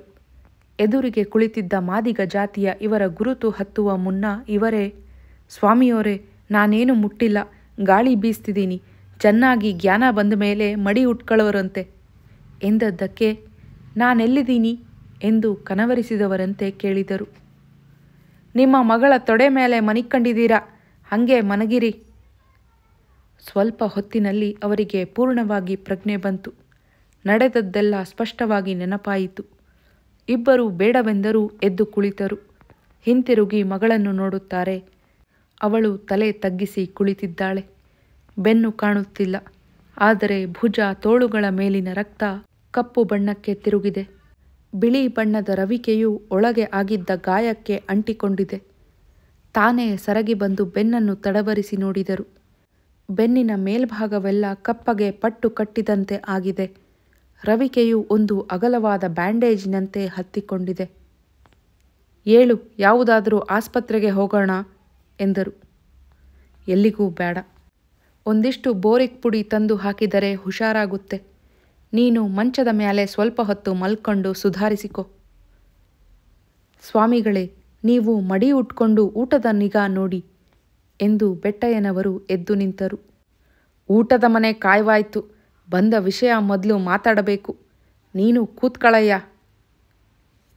ಇಷಯ ತೀರ್ಮಾನ ಮಾಡಿ ಆಯ್ತಲ್ರಾ? ಬೆಟ್ಟಯ್ಯನವರು ವಿಷಾದವನ್ನು ಸೂಸುತ್ತಾ ನಕ್ಕರು. 2 ಕೊಡದೇ ಇದ್ರೆ ಯಾವ ಮಕ್ಕಳು ತಾನೇ ಬುದ್ಧಿ ಕಲ್ತ್ಕೋತವಯ್ಯ? ಕೂತ್ಕ ಮಾತಾಡೋಣ, ನೀನು ಬುದ್ಧಿ ಹೇಳು ಇದಕ್ಕೆ ಎಂದು ಎದ್ದು ಅವರು ಗೋಡೆಯನ್ನೊರಗಿ ಮಂಚದ ಮೇಲೆ ಕುಳಿತರು. ಬೆಟ್ಟಯ್ಯನವರು ಒಳಬಾಗಿಲಿನಲ್ಲಿ, ಸತ್ಯ ಮೇಜದ ಕಾಲಿನ ಹತ್ತಿರವೂ ನೆಲದ ಮೇಲೆ ಕುಳಿತರು. ಅದೇನು ಮಾತಾಡೇ? ಯಜಮಾನರು ಕೇಳಿದರು. ನಾನು ಎಲ್ಲಾನೂ ಕಾಗದದಲ್ಲೇ ಬರೆದಿದ್ದೀನಿ, ಅವಳು ಶಾಂತವಾಗಿ ಉತ್ತರ ಹೇಳಿದಳು. ನೀನೊಬ್ಳೇ ಅಲ್ಲ ಬರವಣಿಗೆ ಕಂಡಿರೋಳು, ನನ್ನೆದುರಿಗೆ ಬಾಯ್ಬಿಟ್ಟು ಬೊಗಳು. ನೀವು ಸಿಟ್ಟೆ ಮಾಡ್ಕೊಂಡಿದ್ರೆ ನಾನೇನು ಹೇಳಲಿ? ನೀವು ಶಾಂತಿ ಮಾಡ್ಕೋಬೇಕು, ಅಹಿಂಸಾ ಅಂದರೆ ಬೆಟ್ಟಯ್ಯನವರು ಹೇಳಿದರು. ಶಾಂತಿ ಅಲ್ಲದೆ ನಾನೇನು ಸಿಟ್ಟು ಮಾಡ್ಕೊಂಡಿದ್ದೀನಾ? ಹೇಳದ ನೆಟ್ಟಗೆ ಬಗಳಕ್ಕೆ ಹೇಳಯ್ಯ ಅವಳಿಗೆ. ಸತ್ಯ ದೃಢವಾಗಿ ಆದರೆ ತಗ್ಗಿದ ದನಿಯಲ್ಲಿ ಮಾತನಾಡಿದಳು. ಕಾಗದದಲ್ಲಿ ಬರೆದಿರೋದ ಮತ್ತೆ ನನ್ನ ಬಾಯಲ್ಲಿ ಹೇಳಿಸಬೇಕು ಅಂತ ನೀವು ಹಠ ಮಾಡಿದರೆ ಹೇಳ್ತೀನಿ ಕೇಳಿ. ನನಗೆ ಜಾತಿ ಮತದಲ್ಲಿ ನಂಬಿಕೆ ಇಲ್ಲ. ಶ್ರೀನಿವಾಸನನ್ನ ಮಾಡ್ಕೊಂಡ್ರೆ ತಪ್ಪಿಲ್ಲ. ಜಾತಿ ಮತ ಸುಳ್ಳೇ? ಧರ್ಮ ಸುಳ್ಳೇ? ಧರ್ಮ ಸುಳ್ಳು ಅಂತ ಯಾರೂ ಅನ್ನೋಕ್ಕಾಗಲ್ಲ. ಆದರೆ ಜಾತಿ ಮತ ಅಧರ್ಮ ಅದು ಸುಳ್ಳು. ಜಾತಿ ಮತ ಸುಳ್ಳೇ? ನಾನು ಬ್ರಾಹ್ಮಣನಾಗಿರೋದು, ನೀನು ನನ್ನ ಹೊಟ್ಟೆಯಲ್ಲಿ ಹುಟ್ಟಿದ್ದು, ಆ ಚಾಂಡಾಲ ಶೂದ್ರನಾಗಿರೋದು ಸುಳ್ಳೇ? ತಿರುಮಲೇಗೌಡ ಅಂತ ಅವನ ಹುಟ್ಟು ಹೆಸರು. ಶ್ರೀನಿವಾಸ ಅಂತಲೋ ಶ್ರೀನಿವಾಸ ರಾವ್ ಅಂತಲೋ ಶ್ರೀನಿವಾಸ ಮೂರ್ತಿ ಅಂತಲೋ ಹೆಸರು ಬದಲಾಯಿಸಿಕೊಂಡ್ರೆ ಅವನು ಬ್ರಾಹ್ಮಣನಾಗ್ತಾನೆಯೇ? ಬೆಟ್ಟಯ್ಯನವರು ಮಧ್ಯದಲ್ಲಿ ಹೇಳಿದರು. ಈ ಹೆಣ್ಮಗ ತೀರ್ಮಾನ ಮಾಡ್ಕೊಂಡಿರೋದು ನ್ಯಾಯವೋ ತೆಪ್ಪೋ ಬ್ಯಾರೆ ಮಾತು. ಜಾತಿ ವರ್ಗ ಅಂತ ಮಾಡಿರೋದು ತೆಪ್ಪು ಅಂತ ಮಹಾತ್ಮರು ಹೇಳ್ತಾನೆಯೇ ಇದ್ರು ನಾನಲ್ಲಿದ್ದಾಗ. ನಿನ್ನ ಮಹಾತ್ಮನ ಮಾತು ಬಿಡು, ವೆಂಕಟರಮಣಯ್ಯನವರು ಸಿರ್ರನೆ ಉತ್ತರ ಕೊಟ್ಟರು. ಹಸಿ ನೆಲಗಡಲೆಕಾಯಿ ತಿಂದು ಆಡಿನ ಹಾಲು ಕುಡಿದು ಪಿತ್ತ ನೆತ್ತಿಗೇರಿ ಆ ಮುದುಕ ಅಂದದ್ದೇ ಇವರೆಲ್ಲ ಕೇಳಿದ್ದೆ. ಸತ್ಯ ಎಂದಳು. ಯಾರು ಹೇಳಿದ್ದೂ ನಾನು ಅನುಸರಿಸುತ್ತಿಲ್ಲ. ನಾನೇ ಓದ್ತೀನಿ, ಸ್ವಂತ ಯೋಚನೆ ಮಾಡ್ತೀನಿ, ನನಗೆ ತಿಳಿದ ಹಾಗೆ ನಡಿತೀನಿ. ಹಾಗಾದರೆ ನಿನ್ನ ಜಾತಿ ಯಾವುದು? ಹೆಂಗಸು ಜಾತಿ. ಶ್ರೀನಿವಾಸಂದು ಗಂಡಸು ಜಾತಿ ಅಷ್ಟೇ, ಮತ್ತೆ ವ್ಯತ್ಯಾಸವಿಲ್ಲ. ಈ ಬುದ್ಧಿವಂತಿಕೆ ಮಾತ ನಾನು ಬೇಕಾದಷ್ಟು ಕೇಳಿದ್ದೀನಿ. ನೀನು ಹುಟ್ಟಿದ ಮನೆ ಮರ್ಯಾದೆ ನಿಗದಲ್ಲಿಟ್ಕಂಡು ಮಾತಾಡು. ನೋಡಿ, ನಾನು ಕಾಗದದಲ್ಲೇ ಬರೆದಿದ್ದೀನಿ. ನಿಮಗೆ ಇದರಿಂದ ಬೇಜಾರಾಗೋದಿದ್ರೆ ನಾನು ಊರಿಗೆ ಬರೋಲ್ಲ. ಬಂದರೂ ನನ್ನನ್ನು ಅಡುಗೆ ಮನೆ ದೇವರ ಮನೆಗೆ ಸೇರಿಸಬೇಡಿ. ಊರಿನ ಇತರ ಬ್ರಾಹ್ಮಣರು ನಿಮಗೆ ಬಹಿಷ್ಕಾರ ಹಾಕೋದು ಬೇಡ. ನಿಮ್ಮ ಮನೆಯಲ್ಲಿ ಇಂಥದ್ದು ಆಯಿತು ಅಂತ ತಲಾಂತರದಿಂದ ಬಂದ ದೇವಸ್ಥಾನದ ಪೂಜೆ ಹೋಗಿ ಅದರ ಇನಾಮತಿ ಜಮೀನು ತಪ್ಪಿ ಹೋಗೋದೂ ಬೇಡ. ಕೊಟ್ಟ ಹೆಣ್ಣು ಕುಲಕ್ಕೆ ಹೊರಗು. ಕೊಟ್ಟ ಮೇಲೆ ಮತ್ತೆ ಕರೆದು ಕಳಿಸಿ ಮಾಡಿದರೆ ನಿಮ್ಮ ಮೇಲೆ ಆಕ್ಷೇಪ ಬರಬಹುದು. ನೀವು ಅದೂ ಮಾಡಬೇಡಿ. ನೀವೇ ವರ್ಷಕ್ಕೊಂದು ಸಲ ಬೆಂಗಳೂರಿಗೆ ಬನ್ನಿ. ಕಾಲನ್ನು ಸಹ ಮುಟ್ಟಿ ಮೈಲಿಗೆ ಮಾಡದ ಹಾಗೆ ನೆಲಕ್ಕೆ ಬಗ್ಗಿ ನಮಸ್ಕಾರ ಮಾಡ್ತೀನಿ. ಆಶೀರ್ವಾದ ಮಾಡಿ. ನೋಡಯ್ಯ, ಎಷ್ಟು ಬುದ್ಧಿವಂತಿಕೆಯಾಗಿ ಮಾತಾಡ್ತಾಳೆ ನಾನು ಸಾಕಿದ ಮಗಳು ಎಂದು ಯಜಮಾನರು ಬೆಟ್ಟಯ್ಯನವರಿಗೆ ನ್ಯಾಯ ಒಪ್ಪಿಸಿದರು. ಬುದ್ಧಿವಂತಿಕೆ ಅಲ್ಲ, ಇರೋ ವಿಷಯ ಹೇಳ್ತೀನಿ. ನಿಮ್ಮ ಕಷ್ಟ ನನಗೆ ಅರ್ಥವಾಗುತ್ತೆ. ನಮ್ಮ ಕಷ್ಟ ಅರ್ಥ ಮಾಡಿಕೊಳ್ಳೋಕ್ಕೆ ನೀವು ಪ್ರಯತ್ನನೇ ಪಡೋಲ್ಲ. ತುಂಬ ದಿನದಿಂದ ಪದ್ಧತಿ ಬೆಳೆದು ಬಂದಿದೆ. ಮಧ್ಯ ಯಾರೇ ಮುರಿಯಲಿ, ಮುರಿದೋರಿಗೂ ಕಷ್ಟವಾಗುತ್ತೆ, ಉಳಿದೋರಿಗೂ ಆಗುತ್ತೆ. ಒಂದು ಸಲ ಕಷ್ಟ ಅನುಭವಿಸೋಕೆ ಯಾರೂ ತಯಾರಿಲ್ಲದಿದ್ದರೆ ರೂಢಿ ಮುರಿಯೋದು ಹೇಗೆ? ನೀವು ಯಾವುದನ್ನು ಧರ್ಮ ಅಂತೀರೋ ಅದೆಲ್ಲ ರೂಢಿ. ಈ ವ್ಯತ್ಯಾಸದ ಮೂಲ ತತ್ವ ಯಾವುದು? ಜನಾಂಗವೇ? ಬಣ್ಣವೇ? ರೂಪಲಕ್ಷಣವೇ? ನೋಡಿ, ಬೆಟ್ಟಯ್ಯನವರ ಬಣ್ಣ ಕಪ್ಪು, ನಿಮ್ಮ ಬಣ್ಣವೂ ಕಪ್ಪು. ಅವರ ಹಾಗೆ ದಪ್ಪ ಮೂಗು, ಗಡಸು ತುಟಿ ನಿಮಗೂ ಇವೆ. ನನ್ನ ಬಣ್ಣ ನೋಡಿ, ನಾನೂ ಕಪ್ಪಗಿದ್ದೀನಿ. ಬೆಟ್ಟಯ್ಯನವರ ಮಗಳಿದ್ದಾಳಲ್ಲ, ಅವಳ ಹೆಸರೇನು ಎಂದು ಅವರ ಕಡೆ ತಿರುಗಿದಳು. ಅವರು ಮೀರಾ ಎಂದರು. ಹ್ಞೂ, ಮೀರಾ. ಅವಳಿಗೂ ನನಗೂ ಬಣ್ಣ, ರೂಪ, ನಿಲುವಿನಲ್ಲಿ ವ್ಯತ್ಯಾಸವಿಲ್ಲ. ಆದರೆ ಅವಳು ಬಿಸಿಲಿನಲ್ಲಿ ತಿರುಗಿ ನನಗಿಂತ ಹೆಚ್ಚು ಕಪ್ಪಾಗಿದ್ದಾಳೆ ಎಂದು ಏನೋ ಜ್ಞಾಪಿಸಿಕೊಂಡು ಹೇಳಿದಳು. ಬೆಟ್ಟಯ್ಯನವರ ಕೇರೀಲಿ ಇದಾಳಲ್ಲ ಮಾತಂಗಿ, ನಿಮ್ಮ ಕೇರೀಲೆ ಒಬ್ಬರಿಗೆ ಕೊಟ್ಟು ಚಿಕ್ಕ ವಯಸ್ಸಿನಲ್ಲೇ ಗಂಡ ಸತ್ತು ಹೋಗಿದ್ದ. ಅವಳು ಒಂದು ದಿನ ನಿಂಗೆ ಇನ್ನೊಂದು ಸಲ ಎಕ್ಕಡ ತಗೊಂಡು ಹೊಡಿಬೇಕೇನು ಎಂದು ತಂದೆ ನಡುವೆಯೇ ಕೋಪದಿಂದ ಕೇಳಿದರು. ನಿನ್ನ ಭಾಷಣ ಬೆಳೆಸ್ತಾ ಇದೀಯ. ನಮ್ಮೆಲ್ಲರ ಬಣ್ಣವೂ ಕಪ್ಪು ನಿಜ. ಕಸ್ತೂರಿಯೂ ಕಪ್ಪು, ಇದ್ದಿಲೂ ಕಪ್ಪು. ಇದ್ದಿಲು ಕಸ್ತೂರಿಯಾಗುತ್ತೆಯೇ? ಸ್ವಾಮಿಗಳಿಗೆ ಹೊಟ್ಟೆ ಹಸಿದೈತೆ, ಸಿಟ್ಟು ಬತ್ತದೆ. ಮಡಿಗೆ ನೀರು ಕೊಟ್ಟು ಅವರಿಗೆ ಏನಾದರೂ ಊಟಕ್ಕೆ ಮಾಡಿಸಿ, ನಾನು ಹೊಯ್ತೀನಿ ಎಂದು ಬೆಟ್ಟಯ್ಯನವರು ಎದ್ದರು. ಏಳಬೇಡಿ, ಕೂತ್ಕಳಿ.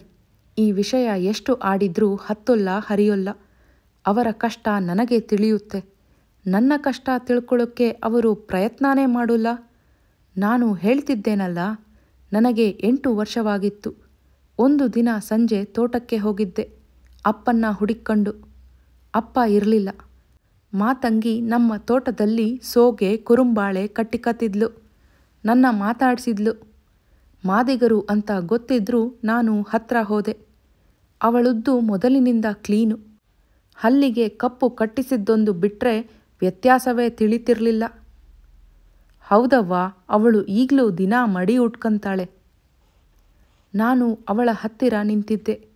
ಅದೇ ದಾರಿಲಿ ಬತ್ತಿದ್ದ ಯಾವುದೋ ಊರಿನವರು ಅವಳೇ ತೋಟದ ಯಜಮಾಂತಿ ಅಂತ ತಿಳ್ಕೊಂಡು ಕುಡಿಯೋಕ್ಕೆ ಎಳ್ನೀರು ಕೇಳಿದರು. ತಾನು ಯಜಮಾಂತಿಯಲ್ಲ ಅಂತ ಅವಳು ಹೇಳಿದರೆ ಕೇಳಲೇ ಇಲ್ಲ. ಕೊನೆಗೆ ನನ್ನ ತೋರಿಸಿ, ಏನವ್ವ ನಿಮ್ಮ ಮಗಳೇ ಅಂತ ಕೇಳಿದರು. ಅಲ್ಲ, ತ್ವಾಟದ ಯಜಮಾನರ ಮಗಳು ಅಂದ್ಲು. ಆದರೆ ಅವರು ಎಳ್ನೀರು ಕೊಟ್ಟರೆ ಖರ್ಚಾಯ್ತದೆ ಅನ್ನೋ ಹಂಗಿದ್ರೆ ಇಲ್ಲ ಅನ್ನವ್ವ. ಹೊಟ್ಟೆಯಲ್ಲಿ ಹುಟ್ಟಿದ ಮಗಳನ್ನು ಯಾಕೆ ಅಲ್ಲ ಅಂತೀಯ ಅಂದು ಮುಂದೆ ಹೋದರು. ನಾನು ಹೋದ ಸಲ ಊರಿಗೆ ಹೋದಾಗ ಕೆರೆ ಏರಿ ಮೇಲೆ ಅವಳನ್ನು ನೋಡಿದೆ. ಈ ಮಾತು ಜ್ಞಾಪಕಕ್ಕೆ ಬಂತು. ಯಾಕಂದೆ ಅಂದರೆ ಅವಳ ಮುಖ, ಮೂಗು, ಹಣೆ, ಕಣ್ಣು, ಬಣ್ಣ ಎಲ್ಲ ನನ್ನ ಹಾಗೇ ಇದೆ. ಅವಳು ಹೇಗೆ ಮಾದಗಿತ್ತಿಯಾದಳು? ನಾನು ಹೇಗೆ ಬ್ರಾಹ್ಮಣಿತಿಯಾದೆ? ಹಿಂದೂಸ್ಥಾನದಲ್ಲಿರೋ ಒಂದೊಂದು ಪ್ರದೇಶದ ಜನರನ್ನೂ ನೋಡಿ, ಜಾತಿಯ ವ್ಯತ್ಯಾಸ ಕಾಣೋದೇ ಇಲ್ಲ. ಒಂದೇ ಚಹರೆ ಇರುತ್ತೆ. ಇವೆಲ್ಲ ಬೆಟ್ಟಯ್ಯನವರು ಕೇಳದ ಮಾತಲ್ಲ. ತಾವೇ ಹಲವು ಸಂದರ್ಭಗಳಲ್ಲಿ ಹಲವರ ಸಂಗಡ ಆಡುವ ಮಾತುಗಳು. ಆದರೆ ಮೊದಲ ದರ್ಜೆಯಲ್ಲಿ MA ಪಾಸು ಮಾಡಿರುವ ಈ ಬ್ರಾಹ್ಮಣ ಹುಡುಗಿಯು ಗ್ರಾಮದೇವರ ಅರ್ಚಕರಾದ ತನ್ನ ತಂದೆಯೊಡನೆ ಆಡುತ್ತಿರುವುದನ್ನು ಕೇಳಿ ಅವರಿಗೆ ಆಶ್ಚರ್ಯವಾಯಿತು, ಸಂತೋಷವೂ ಆಯಿತು. ಅವಳ ತಂದೆ ಮಾತ್ರ ಮೌನವಾಗಿ ಕೂತುಬಿಟ್ಟರು. ಇದುವರೆಗೂ ಉರಿಯುತ್ತಿದ್ದ ಸಿಟ್ಟು ಈಗ ಮುಖದಲ್ಲಿ ಕಡಿಮೆಯಾದಂತೆ ಕಾಣುತ್ತಿತ್ತು. ಆದರೆ ಅಪ್ರಸನ್ನತೆಯು ಎದ್ದು ಕಾಣುತ್ತಿತ್ತು. 10 ನಿಮಿಷ ಎಲ್ಲರೂ ಮೌನವಾಗಿದ್ದರು. ಮೌನವು ಅವಳ ಮಾತಿನ ಅರ್ಥವನ್ನು ಪಾಕಗೊಳಿಸಿ ಪ್ರಜ್ಞೆಯ ಪಚನಕ್ಕೆ ಅನುವು ಮಾಡಿಕೊಡುತ್ತಿತ್ತು. ಅಷ್ಟರಲ್ಲಿ ಮಹಡಿಯ ಇನ್ನೊಂದು ಸಂಸಾರದ ಹೆಂಗಸಿನ ಹೆಜ್ಜೆಯ ಸಪ್ಪಳವು ಆ ಕಡೆಗೆ ಒಂದು ಅಂಶ ಗಮನವಿಟ್ಟಿದ್ದ ಸತ್ಯಳ ಕಿವಿಗೆ ಕೇಳಿಸಿತು. ಸದ್ದಾಗದಂತೆ ಎದ್ದು ನಡೆದು ಅವಳು ತಕ್ಷಣ ಬಾಗಿಲಿನ ಹೊರಗೆ ತಲೆ ಇಟ್ಟು ನೋಡಿದಳು. ಇವಳ ರೂಮಿನ ಬಾಗಿಲಿಗೆ ಒಂದು ಮಾರು ದೂರದಲ್ಲಿ ನಿಂತು ಕೇಳಿಸಿಕೊಳ್ಳುತ್ತಿದ್ದ ಆ ಹೆಂಗಸು ದಿಗ್ಮೂಢಳಂತೆ ಹಿಂದಕ್ಕೆ ತಿರುಗಿದಳು. ಅದ್ಯಾಕೆ ಹಾಗೆ ಹೋಗ್ತೀರಿ? ನನ್ನ ರೂಮಿನ ಒಳಗೆ ಬಂದು ಕೂತ್ಕೊಂಡು ಕೇಳಿ ಸತ್ಯ ಎಂದಳು. ತಲೆ ತಗ್ಗಿಸಿಕೊಂಡು ತನ್ನ ಮನೆಗೆ ಹೋದ ಆಕೆ ಬಾಗಿಲು ಮುಚ್ಚಿ ಬೋಲ್ಟು ಹಾಕಿಕೊಂಡಳು. ಸತ್ಯ ಒಳಗೆ ಬಂದು ಪುನಃ ತನ್ನ ಜಾಗದಲ್ಲಿ ಕುಳಿತಳು. ಪುನಃ ಮೌನವು ಹದಗೊಂಡಿತು. 5 ನಿಮಿಷದ ನಂತರ ಅವಳೇ ಮಾತನಾಡಿದಳು. ವ್ಯತ್ಯಾಸವೆಲ್ಲ ಸುಳ್ಳು ಅಂತ ವೇದಾಂತವೂ ಹೇಳುತ್ತೆ. ದಾಸರೆಲ್ಲ ಅದನ್ನೇ ಅಂದರು. ಯಾರು ಅಂದದ್ದು ಅನ್ನೋದು ಮುಖ್ಯವಲ್ಲ. ನಮ್ಮ ಅಂತರಂಗವೇ ನಿಜ ನುಡಿಯುತ್ತೆ. ನಮ್ಮ ಅನುಭವವೇ ದಿಕ್ಕು ತೋರಿಸುತ್ತೆ. ಆದರೆ ರೂಢಿ ಅಂತರಂಗಾನ ಮುಚ್ಚಿಹಾಕುತ್ತೆ. ಅನುಭವದ ಅರ್ಥವನ್ನು ಕೈತಪ್ಪಿಸುತ್ತೆ. ಧೈರ್ಯವಿದ್ದೋರು ರೂಢಿನ ಗೆಲ್ತಾರೆ, ಗೆದ್ದು ಬದುಕ್ತಾರೆ. ಹೇಡಿಗಳು ಮನಸ್ಸಿನ ಮೇಲೆ ಮಣ್ಣು ಮುಚ್ಚಿಕೊಂಡು ಮಣ್ಣು ಹುಳುವಿನ ಹಾಗೆ ಜೀವನ ಮಾಡ್ತಾರೆ. ಮತ್ತೆ 5 ನಿಮಿಷ ಮೌನವಾಯಿತು. ಈ ಮಾತು ಉಳಿದ ಇಬ್ಬರ ಪ್ರಜ್ಞೆಯನ್ನು ತಟ್ಟುತ್ತಿತ್ತು.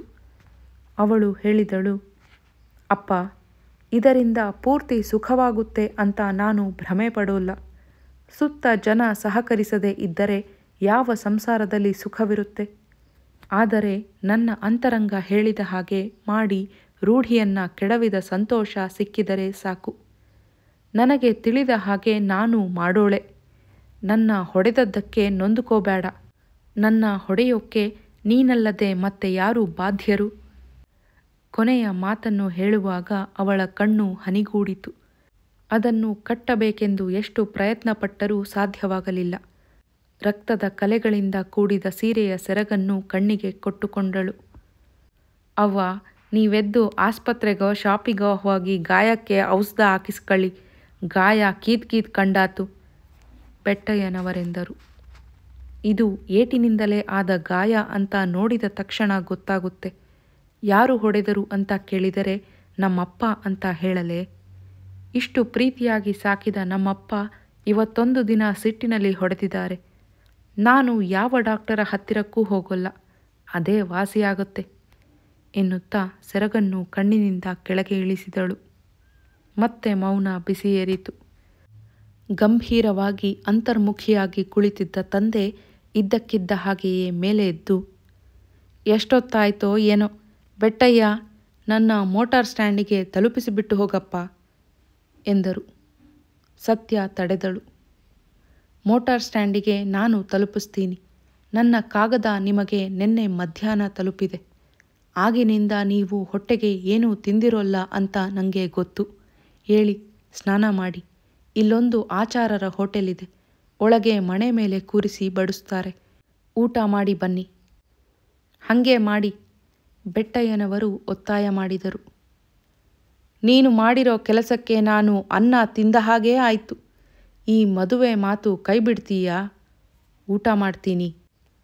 ಮಕ್ಕಳು ಆಡೋ ಥರ ಇದೆ ನಿಮ್ಮ ಹಠ. ಇಷ್ಟ ತನಕ ನಾನು ಏನು ಹೇಳಿದೆ?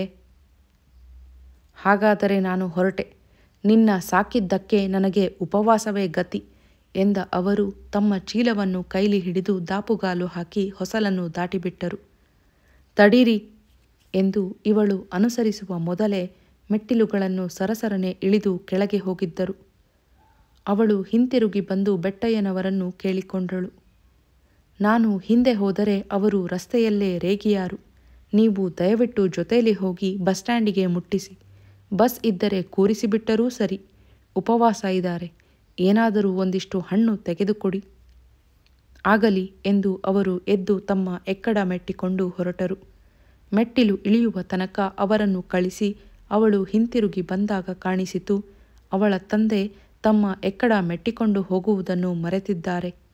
ಹಳ್ಳಿಯಲ್ಲಿ ಎಕ್ಕಡವಿಲ್ಲದೆ ನಡೆಯಬಹುದು, ಆದರೆ ನಗರದ ರಸ್ತೆಗಳಲ್ಲಿ ಗಾಜಿನ ಚೂರು, ಕಾಯ್ದ ಟಾರು ಮೊದಲಾದ ಅಪಾಯಕರ ವಸ್ತುಗಳಿರುತ್ತವೆ. ತಕ್ಷಣ ಒಂದು ಹಳೆ ವೃತ್ತಪತ್ರಿಕೆಗಳಲ್ಲಿ 2 ಪಾದರಕ್ಷೆಗಳನ್ನು ಸುತ್ತಿಕೊಂಡು ಬೇಗ ಬೇಗ ಹೆಜ್ಜೆ ಹಾಕಿ ಮೆಟ್ಟಿಲು ಇಳಿದು ರಸ್ತೆಯಲ್ಲಿ ನಡೆದು ಬೆಟ್ಟಯ್ಯನವರನ್ನು ಕೂಗಿ ನಿಲ್ಲಿಸಿದಳು. ಹತ್ತಿರ ಹೋಗಿ, ಮರೆತೇ ಹೋಗಿದ್ದಾರೆ, ನಾನು ನಿಮ್ಮ ಜೊತೆ ಬಂದು ಅವರಿಗೆ ಕೊಡ್ತೀನಿ ಎಂದಳು. ನಾನೇ ಒಯ್ದು ಕೊಡ್ತೀನಿ ಬಿಡವ್ವ ಅವರೆಂದರು. ಅವರು ಮೆಟ್ಟಿದ ಎಕ್ಕಡ ನೀವು ಹಿಡಕೊಂಡು ಹೋಗೋಕ್ಕೆ ಹೇಗೆ ಕೊಡಲಿ ಎಂದು ಅವಳು ಅನುಮಾನಿಸುವುದಕ್ಕೆ ಅವರೇ, ಮೆಟ್ಟಿದ ಎಕ್ಕಡ ಮುಟ್ಟೋದು ನಮ್ಮ ಕುಲಕಸುಬೆ ಆಗಿತ್ತಲ್ಲ ನೋಡಿ, ನಿಮ್ಮಯ್ಯಾರು ಇವತ್ತಿಗೂ ನಮ್ಮ ಕೇರಿಯೋರು ಮಾಡಿದ ಎಕ್ಕಡ ಮೆಟ್ತಾರೆಯೇ ಸಿವಾಯ್ ಕಂಪನಿದಕ್ಕೆ ಕಾಲು ತಗುಲಿಸಿಲ್ಲ ಎಂದು ಅವಳ ಕೈಲಿದ್ದ ಕಾಗದದ ಪೊಟ್ಟಣವನ್ನು ಕೈಗೆ ತೆಗೆದುಕೊಂಡು ಮುಂದೆ ಹೋದರು.